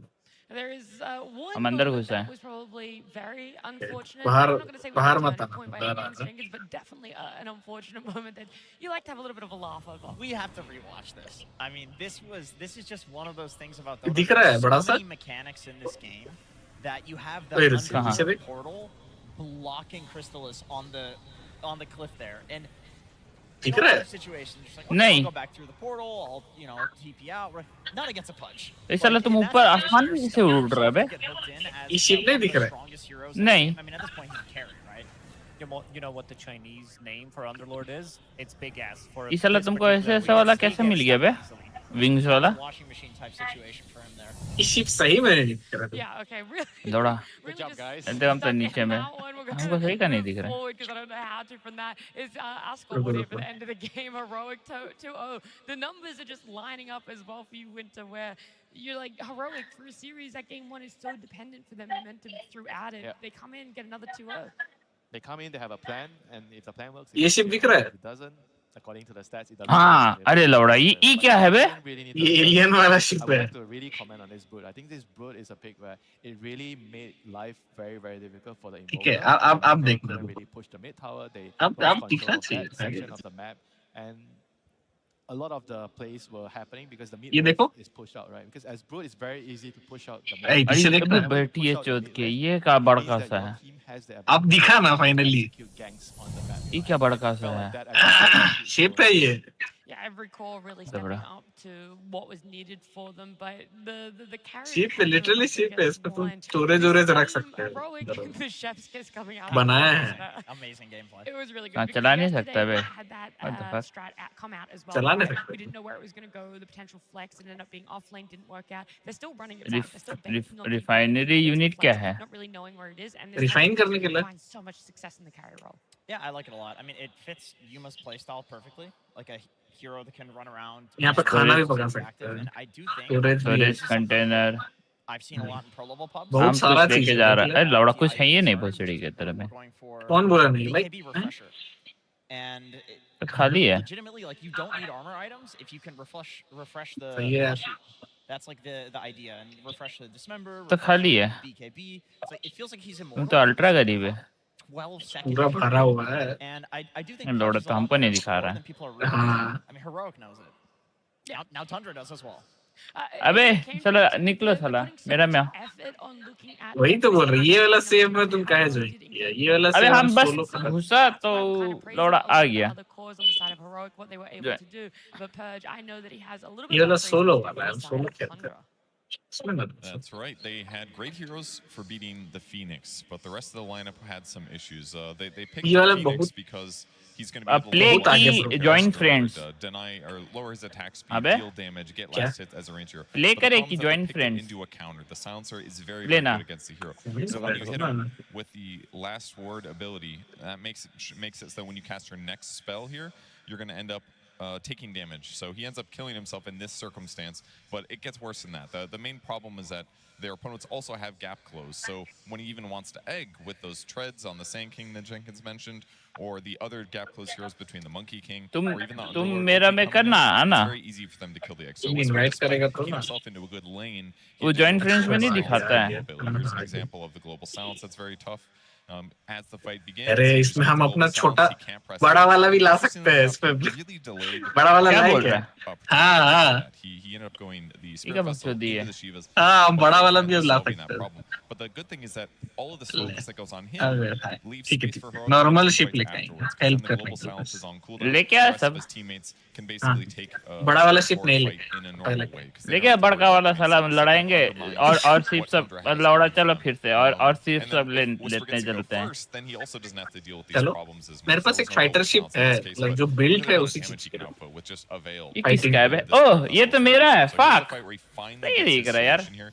He picks एक up his कलर BKB उलर सब at चेंज this नहीं कर fight. सकता अपना Got शिप kind का. of close, but presses BKB Unlock once करना coming होता है. back from the dive. And खरीद this खरीद finally के. allows him to say, no, I'm not going to हम die. निकल रहा in बाहर. team fights. And this was अरे basically the बस. turnaround point of the game. It was even up until this point, back and forth, 2K अबे advantage. Gun But हमको the चाहिए यार. big game changer allowed भाई Whisper to basically unlock gigantic damage potential and no longer be a अबे vulnerability for the team. And that's really when they started to get ahead and close out the game. Thank you so much, Purge. We always see it. We talk about this team fight. What exactly is it that changes? Is it a certain item timing on a hero? In this case, yes, definitely. Sometimes it's levels as well. You just got to play that patient waiting game and live throughout those. ये हम कुछ एक mission कर रहे हैं, ठीक है? देख objective collect 250 paraffinium. Paraffinium. Overall, but he has a great understanding which items he needs to buy. I don't think Paraffinium ये कहीं भी Also complements each other really well. You did talk about the अरे लौड़ा. refresher, not having any BKB piercing abilities, and then Whisper objective 4 kill 4 sentinel. pretty much the हाँ whole वो game हो has the सकता है. Phoenix, which is super impressive, and his damage numbers are also through the roof. Core Phoenix does insane amount of damage and gives you insane amount of heal. Plus, also they do have Shivas, they do have also Aghanim Scepter and Pudge, which does allow them to counter this Underlord who has Mask of Madness. You're playing against Monkey King, not a core, but still not allowing them to get any kind of heals. You want to get that Satanic eventually on your Underlord. It's just completely negated. So they are just not playing it for one step of the game, but also taking like 2 steps ahead. I totally agree. Like, तेरा ship के पास है, तेरा Fritter के पास है. Have their Phoenix go Yule Scepter or Lotus Orb.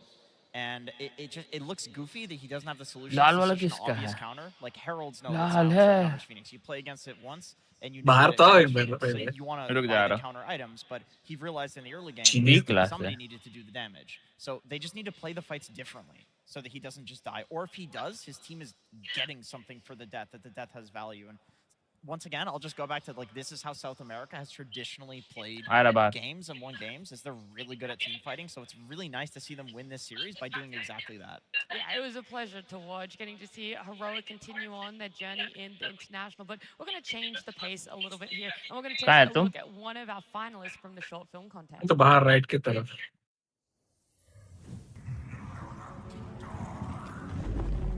ठीक है.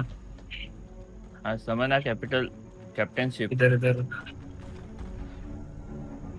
अच्छा हाँ. इधर. अबे लौड़ा. ये दिख रहा है बड़ा सा. हाँ दिखा. लाल वाला. लाल नहीं, समथिंग ब्लैक है. ब्लैक एंड रेड है ना, रेड. ये फाइटर क्या होता है? फाइटर. रेटर. हाँ हाँ. वो बड़ा वाला शिप जो तुम. नहीं, एक मेरा में ब्लू ये टाइप से हम दिखा रहा हमको. हाँ, वो तेरा ही फ्रेटर है.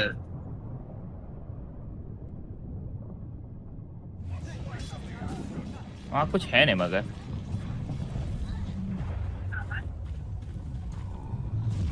रुको.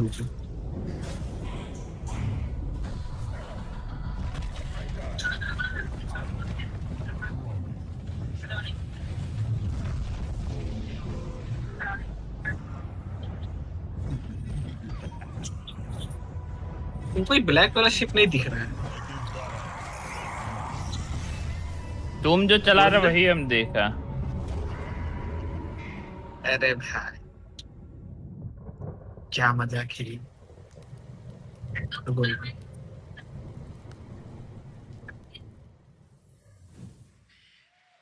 अब देखना. बाहर खड़ा है ना तू. So cinematic. I don't even know how creative you have to be able to do that. That's a good facet, by the way. No, it's not. That is an underrated facet. Do not tell people that. Because then, as a support, you can start stealing kills, and you have. अरे तो तुम क्या चला रहे एक बड़ा सा? I just want to. It's not stealing. It's not chaos. अबे तुम दूर कहाँ चल जाता है इतना दूर? ये बड़ा सा काला नहीं दिख रहा है. हाँ, 3 गो साला जेट पैक है तेरा पीछे में. अरे मेरे को नहीं. We do have to look towards though our next series. Eliminations do not stop. We say goodbye to Tundra today, but we are going to have to say goodbye to another team. We got Nigma Galaxy up against Tidebound. I'm going to say it. Nigma Galaxy. नहीं, हमको कोई ऐसा कुछ नहीं दिख रहा लौड़ा. Comes to this tournament, seeing them make it top 8. Everyone loves तुम यहीं रखो बस. 4 किलोमीटर दूर जाने पे जरूरत. Yesterday they could have seen. वो ऐसा कुछ नहीं दिख रहा है. They could have easily. I think they. I think ना वो तेरा वाला ये है स्पेस वाला. Phoenix performance keeping his troll alive multiple times. जो हमको ब्लू हम नहीं बोल रहे हमको. ये. Playoffs as well. So. हाँ, जो तुम चला रहा वो तो हम देखा. अरे ये साइन दिख रहा है कि. They definitely did. ये sign. Yeah, they had it. नहीं. They had it in that game 3. I mean, it was a back and forth game. It felt like there was momentum, but maybe. अच्छा हाँ दिखा. इसको sign. हाँ. It seemed like. अबे हम बहुत दूर में था ना, तो हमको बहुत छोटा दिख रहा था वो. दिखा. ऐसा आ गया. ये तेरा शिप का साइन है ये वाला. ओ हाँ, ये हम तो दिखा हमको. नहीं, तेरा जो बड़का सा है वो हमको बड़का सा भी स्पॉन कर. नहीं दिखा. नीचे में ये सब तो दिख रहा है, मगर जो तुम्हारा बड़ा वाला बिल्कुल हमको नहीं दिख रहा है. यार ग्रीन क्या अलाय वाला है कि? नहीं खरीदने के लिए. Station authority cargo pro detected.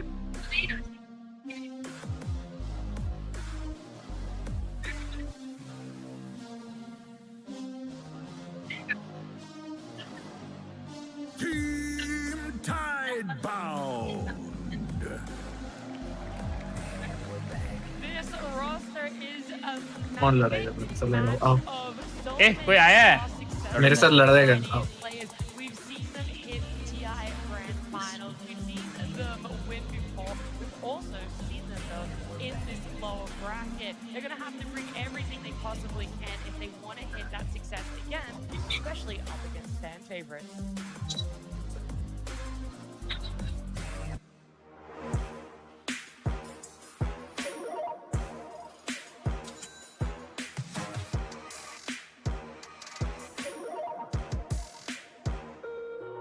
Choose wisely and crush those responsible.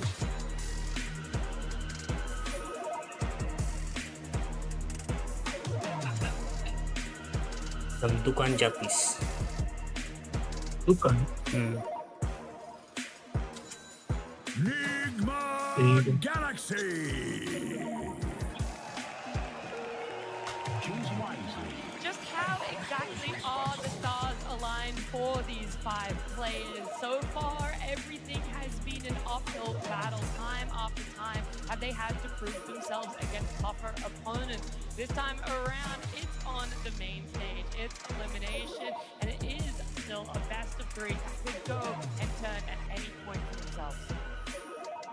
Yeah, once again, another really brutal series. I mean, that's all we're going to see here in the elimination games. You know, Team Nigma, they have Sumail, North American pride. You know, they have the 2 players, Noob and Omar, who they put the MENA region on the map. You know, it's दूर दूर क्यों जाता है तू Happy no matter what, there'll be a C player moving forward. I knew he was going to mention it. I was seeing how long it would take for Winter to mention it, but he's straight there with it. Yeah, Tidebound, Nigma Galaxy, they've got, you know, a lot of different players for them. We've seen the side of Tidebound though. This is the one that I want to start with because Nigma Galaxy, their roster, they've had some, you know, changes, role swaps, whatever, but Tidebound, there's a stability when it comes to the offlane duo, right? Y and Bark, or previously known as Faith Beyond, they've been together for years. 2014, I believe, was the very first year that these 2 were playing together as a duo, and the only time they took a break away from playing और कौन सा ship है मारने वाला कौन मार रहा है for the first time.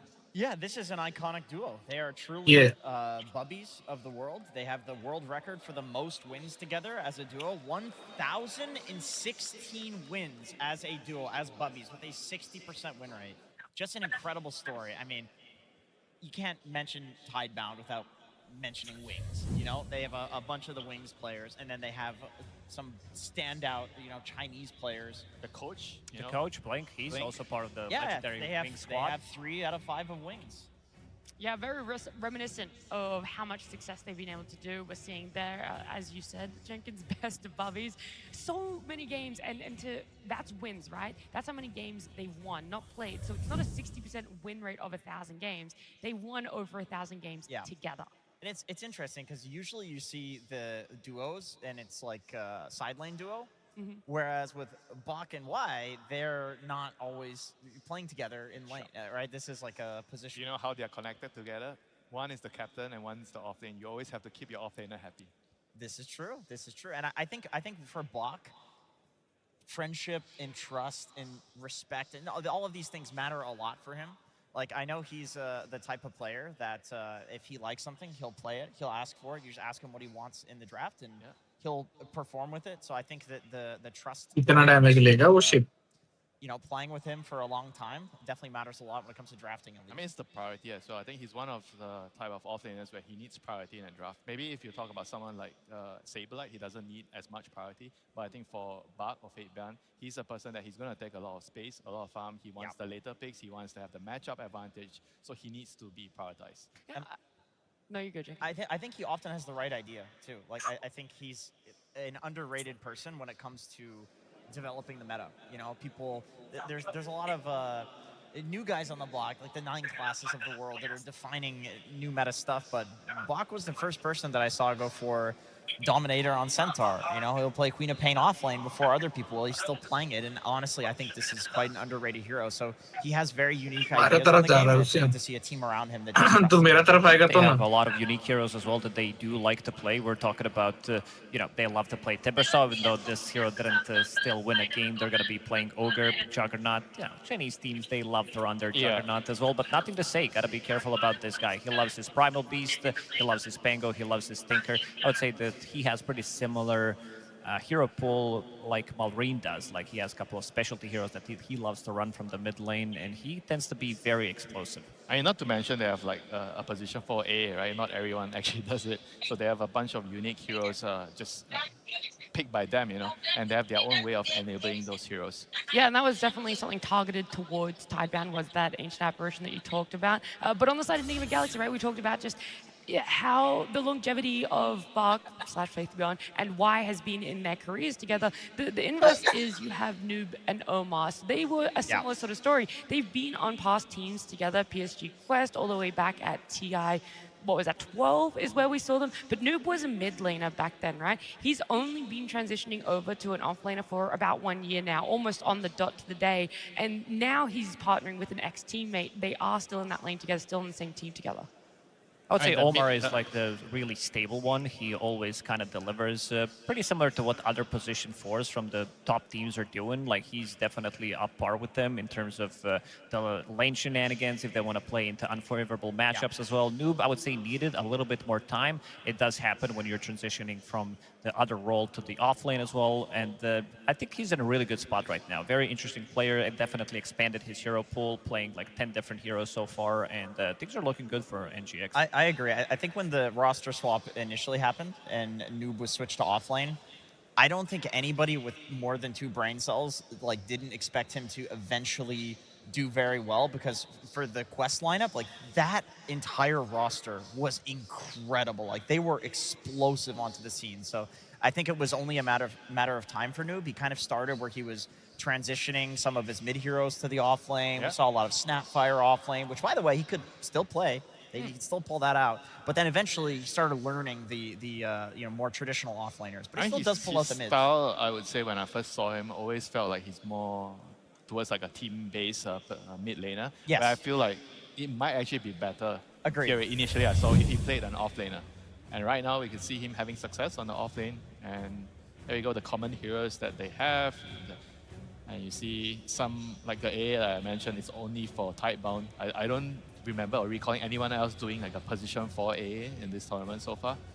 Yeah, the interesting ones that are in common, though, the Shaker and the Shadow Fiend, they're not surprising in any way of teams wanting to play them, but I'm just surprised how many times they're able to actually play it, right? And it's very even. Tidebound getting it 4 times for the Shaker, Enigma Galaxy 3. Same with SF, 3 for Tidebound, 2 for Enigma Galaxy there. So it's interesting where it's like, are these where their wins are coming from? Is it more actually the heroes on the unique side that they're finding that success with, and you might only need one of those more stable meta heroes? I think the distinct thing that you're going to see in the game, and from the heroes just now that we saw, is one team like Enigma Galaxy, they're going to be probably more focused on the mid laner. They're going to be playing around like Sumer more, whereas for Tidebound, they're going to be playing more on the side lanes, right? Ensuring Bug gets a good start, then you try to play, get your Helm game going on, or get the auras going on. So it'll be a very difference in style, you know, coming to clash here. 100%, and I really do want to mention the Lone Druid. We have to talk about this. Oh, absolutely. Like, this was a big player in the previous series. I don't think either team, I mean, obviously, Enigma's thinking about it,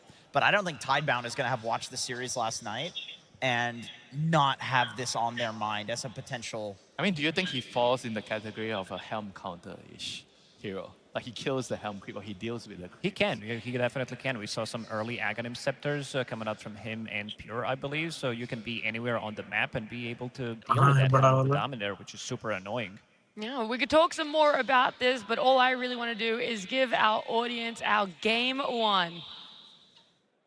Team Tidebound versus Enigma Galaxy. Game 1. Yeah, another elimination. One already today. A second is going to happen in this best of 3. We didn't really talk about Tinker that much, right? That is something that P-Vision is a bit more synonymous with because it's going on something unique to carry, but you still have to worry about a nothing to say Tinker. It's going to be so dominant and heinous. And nobody likes talking about the hero. Nobody likes playing against the hero except for the person playing the hero. And this is a menace right now. I think part of the reason why the hero kind of resurfaced is because of this, like, you need a core that can deal with the split push from the helm, and Tinker can kind of do that easily. It's so easy, yeah. And his scaling is so good that Satanic has played it as a carry. Yeah.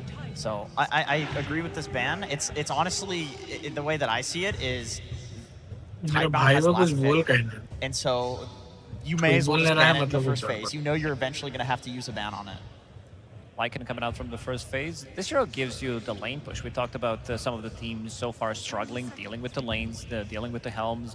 Now you have pretty much 2 things. You have your own wolves, you have your helm, and you also have your own shards. You're randomly spawning these wolves into random lanes and being able to always pretty much push out the lanes. You have a bit of a global presence, reducing the armor as well. So that's pretty nice. Plus you also have Roche taking potential. Supports currently don't like I don't think they ever did like the playing into Lycan whenever there's this Zoo meta. Certain supports, like the ones that you did mention, like Ancient Apparition, Shadow Demon. Yeah, you can't really play into Lycan. You're just getting dismantled. Yeah, it's a nightmare. You kind of have to be something that is more unconventional. Like yesterday we saw the Wyvern. I think Wyvern's kind of okay. Other than that, maybe a CM. Like CM, I think sometimes can be good with the barrier, can be good with the Frostbite to set up kills on the creeps. Okay, so they go for a lane counter to start off with. You can. I mean, the other thing about this pick is they play Gyro on Planet, I think, if I'm not mistaken. I've seen him play this hero before. So it could also be a flex pick. Yeah, they're not locking in their draft. Yeah, which I feel like when we were talking about sides, right? I always mention that it's easier to draft when you're on the first pick because not every team has a flex hero or anything that can move around. Because on the second pick side, whenever you're picking the 16 and 17 picks, whenever you don't have a flex pick, then it can maybe be difficult for you because the opponents know exactly where your heroes are going, so they can get a very good 18 picking. So if you can find a way to make sure that the draft is not easily figured out by your opponents, you're always going to be putting yourself in a better position. Yeah, and you mentioned the flex. Like, if something like a Doom comes out, something that counters Gyrocopter, you can just say, okay, it's a support. We're going to pick some counter to what you've picked. Yeah, the core to support flex feels way more valuable than when you're doing it between the cores, which is more just annoying and irritating, I'd say, when you're drafting. Honestly, even as a 5, Gyro is good against Lycan in lane because 5s still go flak. Yeah, that's the thing. If it's a 4, you're not going to be leaning against it. Do you swap where your supports go if that does eventuate in this draft? Yeah, but the thing with the flag is, like, I feel like Lycan's issue is, like, he doesn't really pressure the carry, right? And as long as he's getting his own farm, I think he's happy, you know? So if the Gyro actually does that on support, Lycan doesn't really care. Yeah, it's more about targeting the supports. And speaking of supports, I think Tidebound are going to be looking into, I would say, 3 heroes, something that's going to be not dying to Lycan instantly. These like Paganas, Wind Rangers, maybe Muerta, something along those lines that you have a little bit of protection for yourself until he gets that Nullifier for Pagana, which is a bit of a disastrous one. But Planet, he loves to run this position for Muerta as well. I would like to see that also because then Nigma can't pick it. This is also something that Omar has really been It's his enjoying. best hero, I think. It is probably his best hero. He played it really well yesterday. I love this suggestion. There are so few supports that don't die to Lycan. This is one of very few. I mean, they do go for the Snap, so that's going to give them even more team fight. And I think Snap is a hero that is probably very stable in a way with what he provides for you in the game. He gives you a decent laning phase, you have some catch, and I think the talents are actually pretty overpowered with the double stun and the cooldown reduction. This hero's busted. So they do take the Muerta. Otherwise, it was going to go back the other way. Most likely, but I'm now really liking the Mars. This hero is very popular, high pick rate, high win rate, I would say. It's one good of the for better both heroes teams. against Lycan. You drop the supports. Bane doesn't like to play into it you always have the combo with the Snapfire to pretty much be able to kill any hero on the map. But I'm also not the biggest fan of Muerta into Snapfire Gyrocopter. I think there's way too much magic damage that can be. But you're also pumped. good at canceling. It's a hits, block right? pick, yeah. You can silence and you can get your fear onto the Snapfire. I think it's also a reliable way of like dealing with the Snap. Sure, you don't like the magic damage, but I think it goes both ways. I would be utterly shocked if Mars doesn't come out here too, because I also feel like Gyro loves playing with the Mars. Clock kind of is good here too. Like if they want to run Gyro as a carry, Clockwork is pretty decent into Lycan, pretty decent into Vayne. Same idea. You're like caging. You're basically anchoring the fight somewhere for all of this like ground targeted damage that they have. It helps the Snap land her Kiss. Yep. There's definitely a lot of synergy here. As a support, very high valuable pick here for Team Taiwan if they're looking for a melee tank in the lane. But the downside of that is you're kind of stopping the Gyro from being a flex pick anymore if you do that. Another reason I like Mars plus Snap is because it's a lane you know will do fine against any counter. Like it's very hard to come up with something that can outlane that, and NGX has the last pick out of the phase, so you know that they're gonna get something like real juicy. Oh, they go for the Shaker right away. It's a lot of team fight just between these two heroes, Snapfire plus Earthshaker. And I also love the fact that you can't invade enemy triangle. Eventually, Shaker's going to be getting his own farm. He's going to be getting those stacks. The first Echo Salami probably going to be used on the Ancients, and there's not much you can do about it. This is an S-tier Magic community game. There is so much magic damage on Taiwan, especially if they do end up picking a Mars.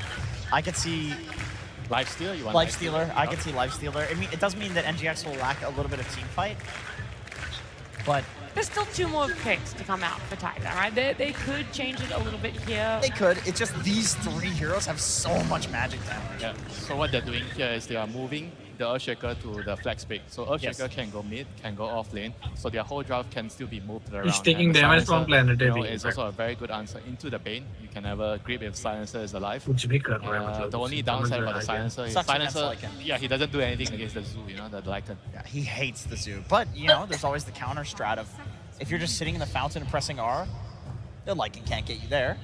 It makes me wonder, though, if you're kind of having this standoff between the Bane not really wanting to use ult until the Silence is down and Silencer holding it, which support is better at utilizing their other spells, offering more to a fight? Silencer, but he's also playing into Lycan, which could force him to Slow him down potentially a bit. use that global silence in a time where he doesn't really want to use it before he dies. So I think in this game it's going to be very important that he does hold potentially a buyback, because he can Question easily X die. दबा के अपना freighter को वापस And this is going to be Ghost Heroes. He loves to play these late game Dismiss करो carries. उसको. He's known to play, Troll. He's playing Lone Druid, Morphling, something that can really scale into the late game. And this is the elimination. तुम्हारा freighter He का wants to जैसे roll bug with है. everybody, pretty much, yeah. I mean, they ban out the anti-mage. I'm expecting the Mars to also be I the think one you have following. to. It's you're playing against Medusa. You have to remove. सुन रहा है कि muted ही रहेगा. What are the other good answers to Dusa? I mean, Pango is one that people talk about. Diffusal Blade. Slark. अरे भाई अपना freighter को खींचो ना वापस honestly, I कट don't में. think Gyro Diffusal is bad against Dusa. I think this is what X you go. दबा के. Sometimes it can be a bait, or if you go diffuser and you're not really winning the fights, then it can be bad for that hero. I'm a big believer in it because I think Disperser is also really good against Medusa. I mean, there's also another hero. Like if they want to pick an offlaner, there's Lux here. You copy the Medusa. You don't have to buy diffuser, but you copy her. Yeah, that's a great call. I mean, getting the Lycan auras as well by getting a wall illusion of him, also very strong. I mean, this would be so much wombo combo if they did Darkseer. I mean, I think there's too many heroes to ban. They probably are going to be leaning towards banning the Mars. The anti-mage is a Mars ban, and Mars is probably the second top tier ban. So something is going to be let through. Yeah. Yep, still looks like a good Mars game. I mean, I don't think this is by any means a completely free Medusa game. Yeah, so they actually choose to not let go the Darkseer, so Mars is still in the Taylor. I mean, could they actually pick the Mars themselves to block it? Well, is there any way they can do it? Run the Lycan mid, I guess. Or the Mars Or the Mars mid. Does that feel good, though, to have Probably kind not. of It might be drop that too in there? complicated to make this happen. But now they need a hero for Sumail. Sumail so far has been playing these relatively explosive mid heroes. We saw him play Nature's Prophet yesterday multiple times, which was kind of okay. He but needs to be a moving hero, I think. Okay. Well, that is confusing. Let's mid. Let's break this one. I mean, Clockwork mid with the Muerta mid. I think it's Muerta. Yeah. I think it's a Muerta mid. She has to be more likely a core. I actually don't think Clock mid is bad. My argument for it is I'm gonna need it. It's gonna be strong. There are a lot of heroes to interrupt their cast points. Like Shaker hates Earthshaker playing hates playing against Clock, and it looks like a Shaker mid here. And if you get a Blade Mail, look at all the ground targeted damage. Like, it would be a very good Blade Mail game if you can get it quickly. I mean, this is a really good underlord game against Sumail. Medusa and Lycan. Yeah, Sumail's playing It's them right still very interesting. I think in lane, it should do very well against an Earthshaker, right? Yeah, with the silence and everything else. But I also feel like because they are running Muerta mid, it means that Clockwork is going to be laning into silence. So this is one of Clock's favorite matchups in the lane. You can easily catch him out or force him to use global in a bad situation. I think it's just very annoying for Silencer to deal with a Clock in. Clockwork needs to do a lot of this game because he is pretty much the only setup, him and Bane, but also Bane's going to be playing into Silencer, playing into this global presence, playing into Earthshaker, so I don't think he's going to be having an easy time landing his spells. And if you look at the Tricore of Nigma Galaxy, these are pretty static, no stuns type of heroes that they need a lot of time to get online. Lycan, he can join once he gets to his like 12-13 minutes Dominator / Overlord, but you also have Medusa who doesn't want to join until she gets 2 items, plus also Sumail and It's very mid. slow. She It's a needs bit setup. greedy. It's a bit greedy with supports that feel kind of countered. You have the cookie to get out of the cogs. You have the global silence to cancel. Yeah, but it depends on how you look at it as well. I think the Clock also counters the snap and the silencer. You hope you force the global or True. you cancel the kiss. That's it can true. go either way. I do want to mention the Underlord a bit because this is a great Crimson Guard pipe builder, which people Medusa consider a Lycan. counter to Medusa because no matter what build you go, magic or physical, he counters both. Until you get a Nullifier. Nullifier is going to be a very key This item. is true. Okay. And is it also seeing the Underlord going back to a position 3 compared to last series where we saw it as a carry that you also like a bit more? You can go for those auras, you can be more just for the team fight It's and very, the team. it's very normal. I think against Medusa, you always want a Crimson Guard, even if she goes for magic build. If she goes for magic build, you need a pipe. Name a hero in Dota that wants to build Crimson Pipe that's not Darkseer. It's Underlord. Centaur. No, you forgot about the Dominator. Got you. All right. Centaur would have been good as well, Yes. but it was banned, first phase. Yeah, of course. So that's why we were sort of seeing the Underlord there. You guys, it's elimination. We've got to get some final thoughts, though, for game number 1. A team. Because you can hear a lot of people cheering for both sides of Tidebound on Nigma Galaxy. Tidebound. I'm going to go with Tidebound on this one as well. I think I'm afraid of the audience, so I'm going to go with Tidebound as well. You're afraid of the audience. I love it. Let's see, though, what exactly our coach and Tsunami have to say about the draft. Thank you very much. I am joined by Kuroki of Enigma Galaxy, who is deciding to put on a show for us because Sumail Muerta mid. This is not a flex I've seen from you guys before. What's the reason?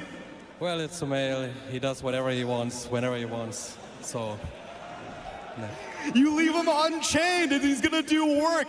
But you guys have been running experiments though. Even yesterday we saw the Nature's Prophet experiment. So this theory, Muerta being flexed at the last second, you think it's gonna be able to trip up Tidebound? We are very confident. We've practiced it quite a lot.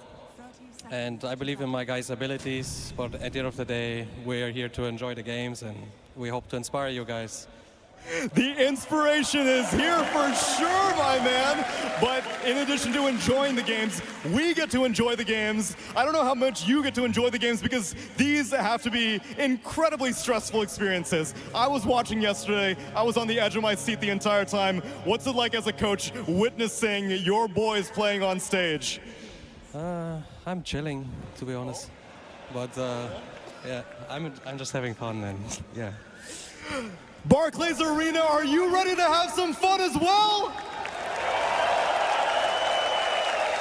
Then let's get the game started. Good luck, Kuroki.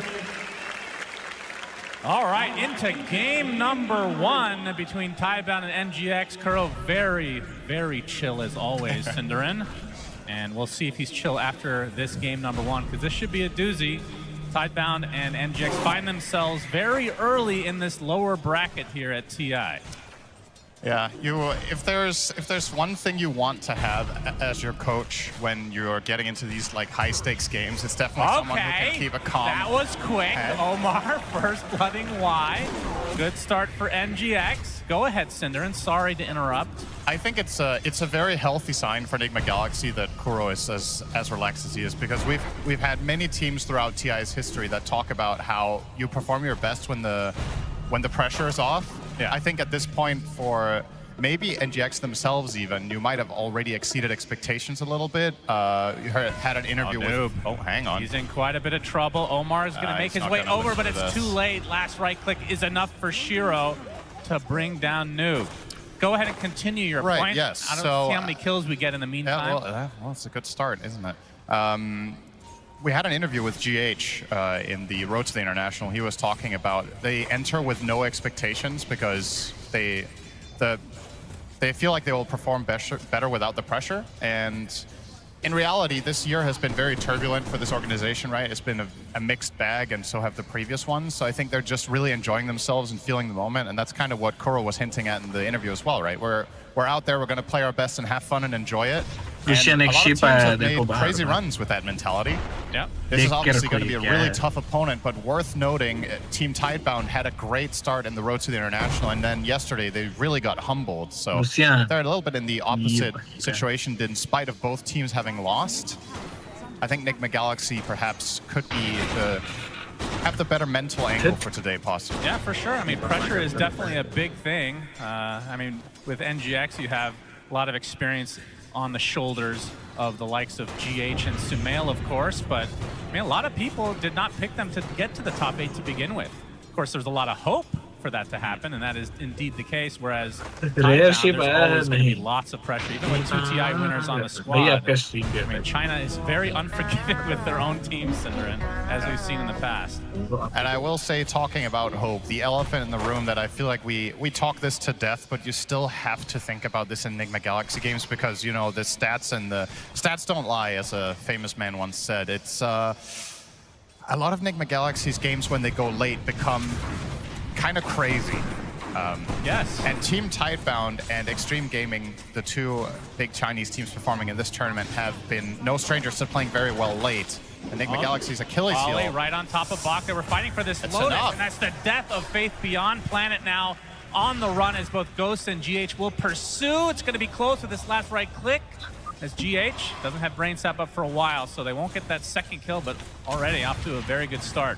And of course, securing the Lotuses when you have a Medusa on your team, extremely important. Yeah, it's arguably the best Lotus hero in the entire game. So even the early ones that aren't as powerful are just extremely powerful. And Medusa, it's way more EHP for her than other heroes. So a nice grab for them and a good start. This Bane Medusa lane, definitely one of the better lane matchups you can have against Underlord. In spite of him being the last pick, he's not picked as a counter to the lane. He's picked more in the broader sense on a macro level. But I don't see any reason why Ghost wouldn't just keep farming up a Storm here. And his carry matchup against Gyro is also good on the Dusa. The bigger question I have revolves around the team fighting capabilities of the two lineups, because what we've seen in this tournament a lot is that games go longer. On the main stage, they've actually, ironically, kind of been shorter on average than they were in the first stage. But if this game goes down the distance, how are Enigma Galaxy going to structure their team fights? They don't really have any key team fight abilities versus a lineup that has Global Silence, Echo Slam, Flak Cannon, everything Underlord brings to the table with auras. They're decked out for that playstyle, whereas Enigma Galaxy is a lot more skirmish heavy, but then you still have the Medusa. A little bit of a mixed bag, in my opinion.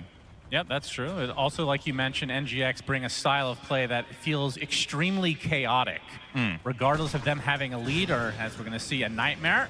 Omar coming in as well. TP support is on the way. Dead shot back into the cogs. Nothing to say, in a lot of trouble. Planet and Wyatt made their way over, but Nothing to Say is already dead. It might be a trade for Omar, but this is a level 2 support. So definitely not favorable for Tidebound. Really cool combination there. The cogs and Deadshot forcing the enemy hero into that cog knockback. It is, like the panel talked about, it's a tough matchup for Shaker. The Clockwork is a classic counter, and on top of that, you lane him against Muerta, who is a very untraditional mid-hero, but when played in melee matchups, can truly bully the opponent. This constant harassment with Gunslinger, with Deadshots, and of course, no surprise here, Sumail going for the quick draw facet, which is the classic way of playing core Muerta. GH, Nightmare, back into Omar on that level 2 clockwork, and you can see how hard it is for the Underlord to cast anything. The Battery Assault is such a good counter to these long cast time heroes, and Ghost gets the kill onto Faith Beyond. Omar is everywhere so far on this clock. Also, part of the reason why he's so low level is he's not really taking any lane experience, but of course other heroes are going to be the beneficiaries of that. As long as your lanes can stand on their own, you're going to get a faster level 6 on the Lycan, for example, which could be really impactful. His matchup against the supports of the enemy team are very good. Silencer is terrible against Lycan. I'd say Snapfire one of the weaker ones as well. And these are basically 2 solo lanes, top and bottom, with the supports just roaming constantly. Nothing to say. Gonna know that GH is in the area. Koro asked his teammates, do you guys remember how you played in 2014? And they all say, no, we weren't born then. Oh, nothing to say. Gets off a Fissure, blocks off GH. Omar's going to be fine, but it looks like, can he get the deny onto the creeps? GH attempts it, but nothing to say with the Enchant Totem kill. And they can see that there are a couple of stacks. Nothing too major to work with, though, yet for Tidebound. Oh, Omar's just in there. He's going to chase here. There's the 7-minute wisdom that he would love to try to steal. That was part of why this Bane kill was so good when he got it. And Bach is making his way from the north. Omar inside of the circular area, but Planet gets there too. So now Omar on the retreat. Good fissure from Nothing to Say, and this will be the death of Omar. Now his reign has finally come to an end, already with the 1 kill and 2 assists in this game. I honestly don't really mind that. He pulled 4 heroes over there. He's just putting pressure and making space for his teammates, knowing that he's so low level. It's not that big of a loss to make the enemy team run for you for that long. Helm of the Dominator now completed for Sumail. Can't say I've seen much mid-Muerta with Helm of the Dom, but... Yeah, sure, it's fine. Just like with every other hero. They have one on Muerta, they have one on the Lycan. As for the Tidebound side, they're going for none of them, it looks like.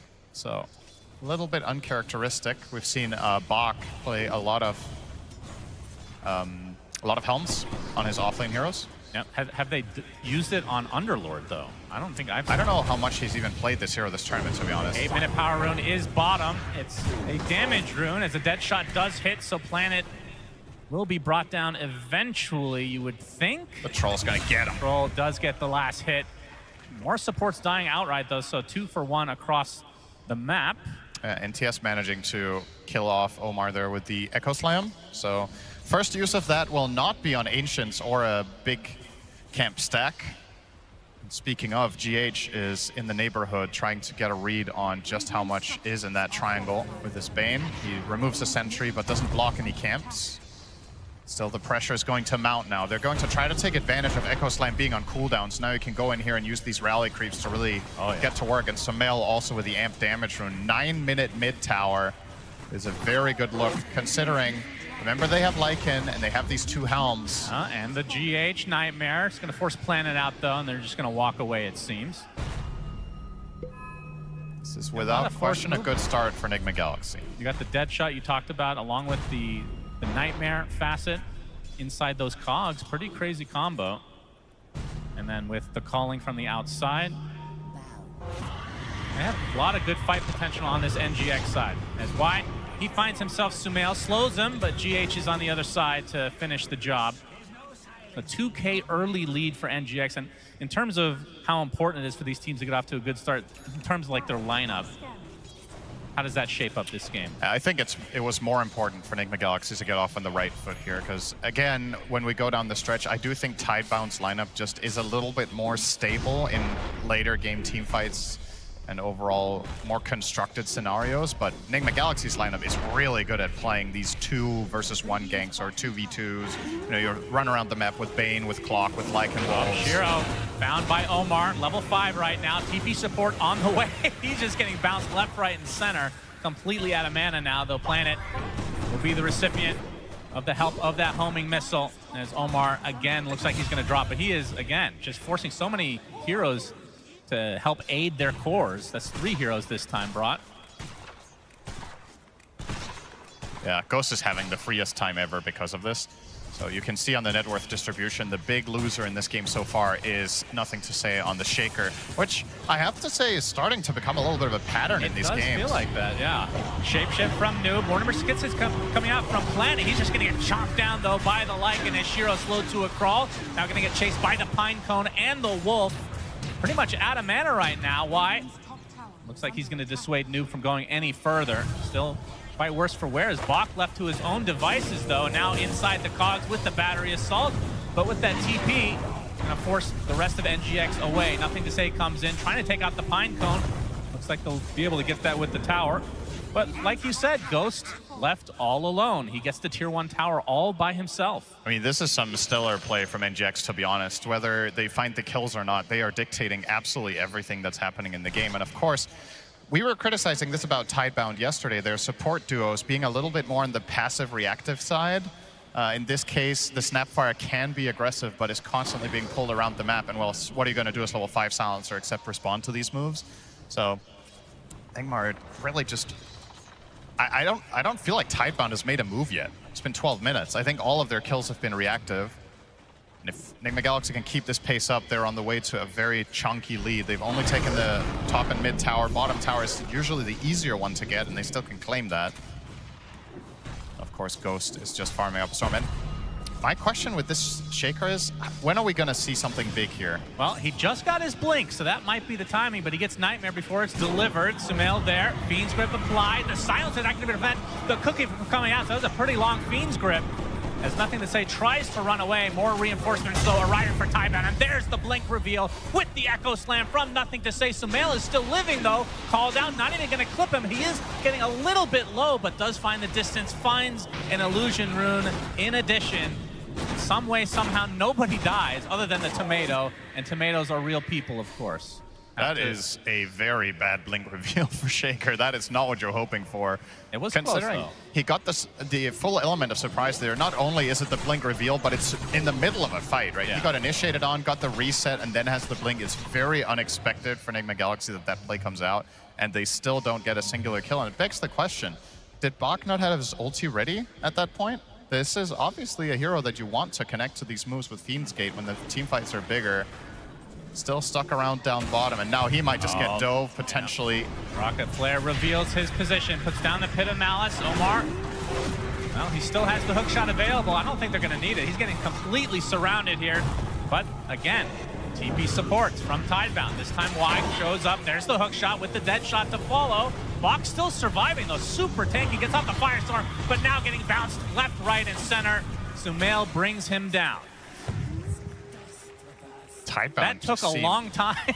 It did. They got him. And okay, that's a little bit worrisome for Tidebound that Bach can sit there and tank a gank for literally 30 seconds and they still feel like they can't help him. Goes to show that their lineup needs time. When the early game fails and you're lacking key ultimates, you still don't have global yet, minute 14. That's not ready. Shaker doesn't have Echo. So obviously Enigma Galaxy will try to take advantage. This looks like a Wisdom Shrine play from NGX. Yeah, they're getting both of them. Well, we'll see. There are TPs coming. Bach going to be in the middle of a 20-second fight again. A beautiful Cogs. That means GH can steal it. Mortimer's Kisses is set up pretty nicely. Stone Gaze, though, comes out from Ghost. And the first to fall is Faith Beyond again. And now look at this, the Nightmare. Onto the Earthshaker. Looks like Shiro shows up, though. And that means NGX will likely want to run away. GH going to be the recipient of the call down. So it ends up being a 1-for-1. It's a Global Silence finally coming out from Y. He dies shortly after, but this is the bigger kill. Ghost super low on HP, on mana in this case. Pops the Lotus Zone, staying alive as a result. Shiro already using the Flak Cannon. Noob in the area as well, but Nothing to Say, kind of running out of steam. Sumail coming in from the south, wants to continue the pressure, but doesn't have too many resources at his disposal, so looks like this might break things up. That's still very much, once again, mission accomplished for Enigma Galaxy. You trade supports, but you get the wisdom. And again, Echo and Global Omar get is still here. All right, how long you been there, young man? He will eventually be brought down by Bach. Actually, Shiro in this case, but yeah, back-to-back deaths for Faith Beyond. That certainly will set him back. I mean, he's 1-4 already in this game. In spite of that, he's still almost 1,500 ahead of his mid-Shaker. Ouch. These mid shakers have been very polarizing. It's interesting. It was theorized to be one of the biggest picks coming into the tournament, and it has been picked and banned a lot. Make no mistake, but a lot of the games we've cast haven't been too impressive with this. It feels like they just get up to such a poor start and never come back. Yeah. But of course, the stacks are supposed to be something that will assist them in that comeback story. That might have been part of the meta development that has caused Shakers to suffer, is that teams have just become better at contesting that triangle and putting more emphasis on it. Because the Shaker games we've cast, we haven't really seen those like quad stack echoes into getting a fast blink and a full level. GH is in no man's land. Oh yeah. -1. Easy kill for Tidebound. They're going to need a lot more of that. They're at a 6K deficit already at the 16-minute mark. NGX really showing up in this game 1 so far.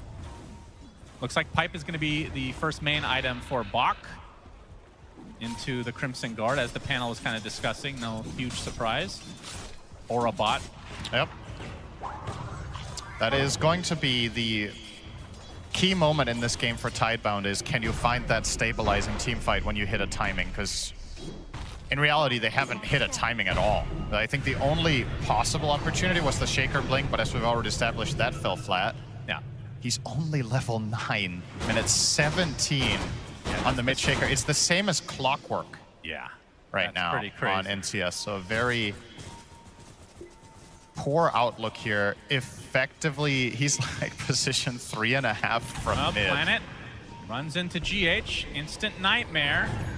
Nothing to say is in the area, though, and you can see the Fiend's Grip, or the Fiend's Gate, rather, from Bot coming to fruition, but now the TPs from NGX come as well. Echo Slam, this is all for a Bane, by the way. They're going to clean up the Earthshaker easily, so 1 for 1, mid for support. Of course, the mid is basically a support here. I was going to say, you could argue a support for support almost at this point, but yeah. This is the roughest. I mean, we cast, what was it, BZM having a really rough game. Yeah. This is worse, it feels like, right? It's not a good recipe to win Pro Dota to play with 3 supports. That's not a common strategy. 4 protect 1, in some ways, is 4 supports and 1 carry, right? Well. As Shiro's going to have to do some heavy lifting in this game. Going for the Butterfly next on top of his Manta and Dragon Lance. That's the good news for Tidebound, is that Shiro is having a good start here. He's 4-0-1. He had a very rough series yesterday, so I think there's also something to be said about, you know, getting off to a good start on the day and feeling like everything isn't coming crashing down after a good start to the tournament. Because yesterday he had 2 tough games back-to-back. He kind of just got destroyed. Yeah. Both in particular, I would say in his Marcy game, but also the Shadow Fiend game wasn't too hot either. Now Fiend's Grip, and we can see Snapfire left all alone, so easy kill for Sumail. And NGX continuing to increase their lead. Y is spotted, again taken out in turn. So 2 support kills extremely quickly for NGX. And the question is, are they actually going to go for Roche?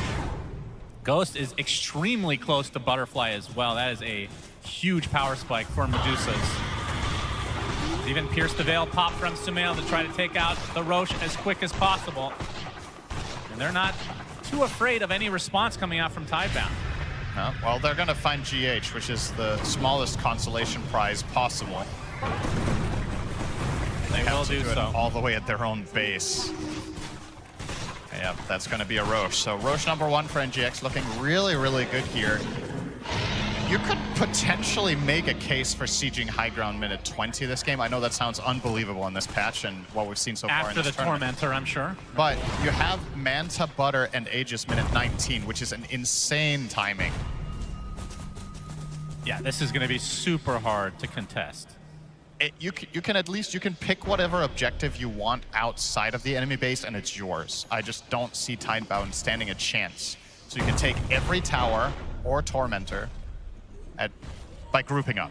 Then the question is, if you're grouping up 5 heroes, can Tidebound beat you on economy by just playing the map more efficiently while you group up? So you got to be careful not to be too slow moving as a unit.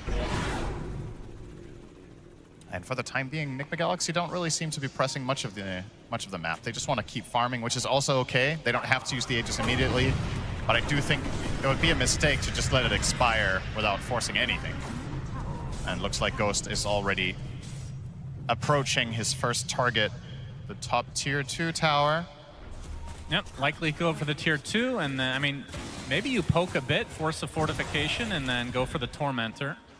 It's just plenty of time on this Aegis. I mean, the more you look at this, the better this Medusa hero is in this game, right? The last pick of Tidebound, the Underlord, does no damage to her because Firestorm's percentage-based damage is irrelevant against Deuce's bad HP pool. Yeah. So I'm kind of questioning this choice. I understand you want the auras, but do the pros outweigh the cons of Deucer was the primary problem that Nigma presented in that second phase, and I feel like you did not solve it at all. You have no single target damage, you have no mana burn. Who's going to stop Ghost when he gets his next item? Yep, GH will get the shard. They don't even need to group up to take the Tormentor, so this is also a tier 2 for NGX. Yep.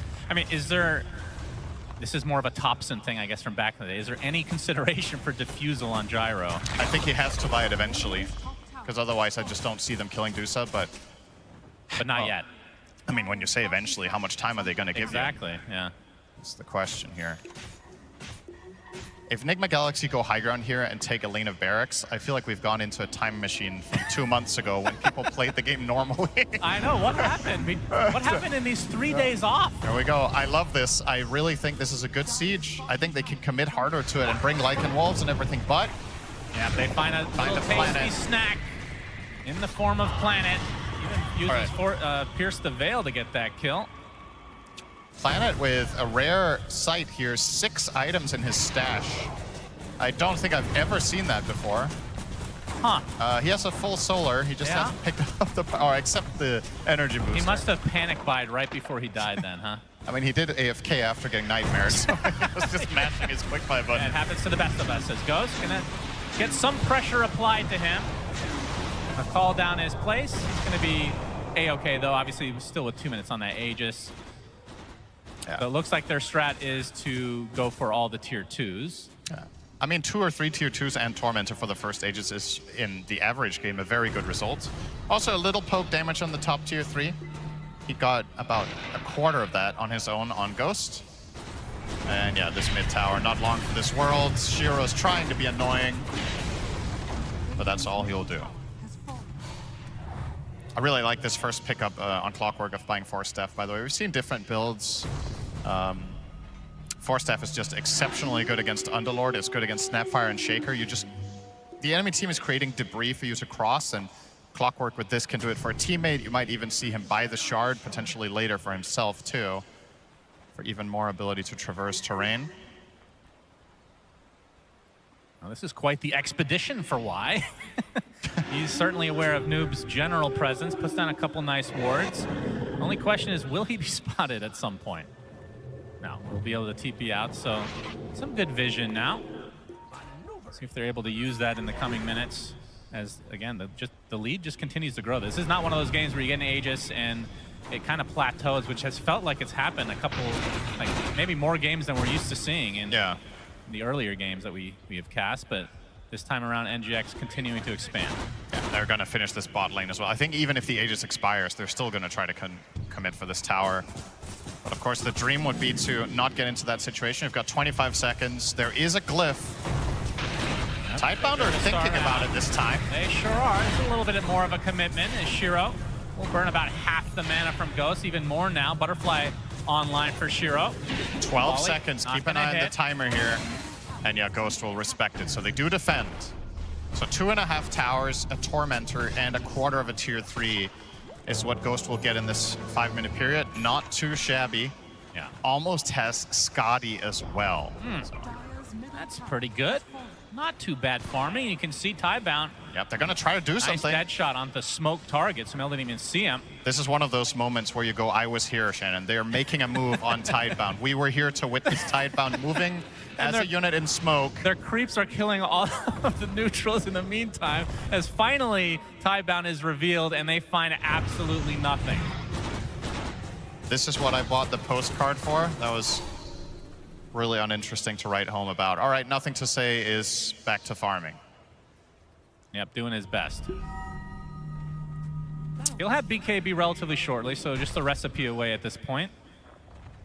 That's still so far behind. Oh, they're going to try again.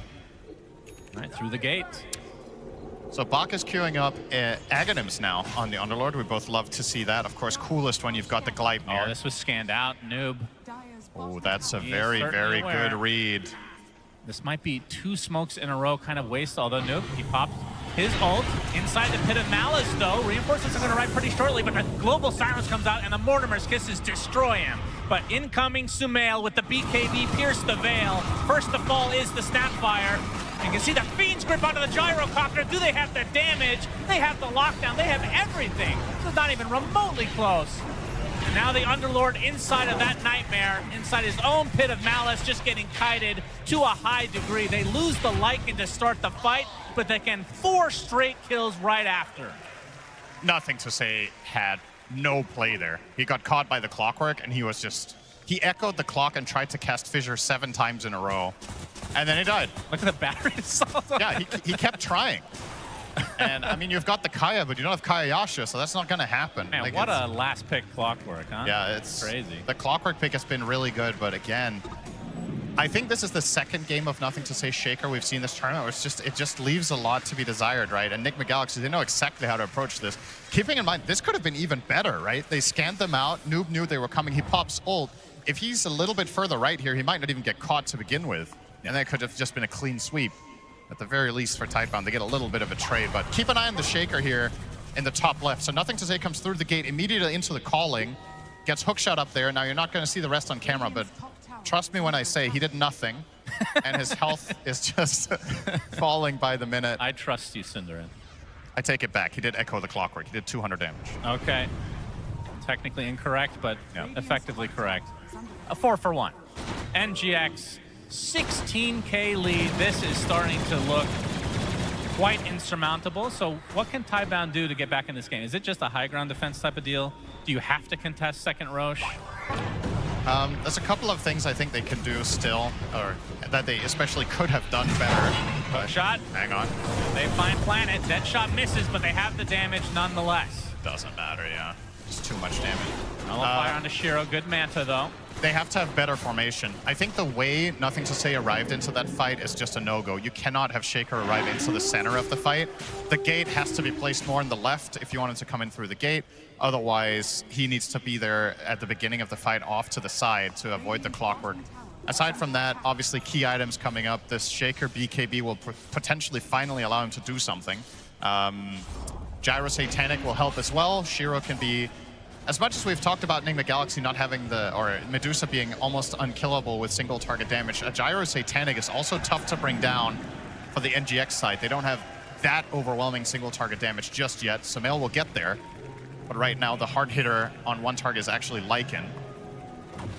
As I say that, Dusa almost has MKB, so maybe not. Yeah, we haven't even talked Ghost much is about just ahead by a full item. Yeah, absolutely. This is, I mean, Medusa is one of those carries. Feels like you can almost 1v5 in the late stages of the game. With that MKB relatively shortly coming online.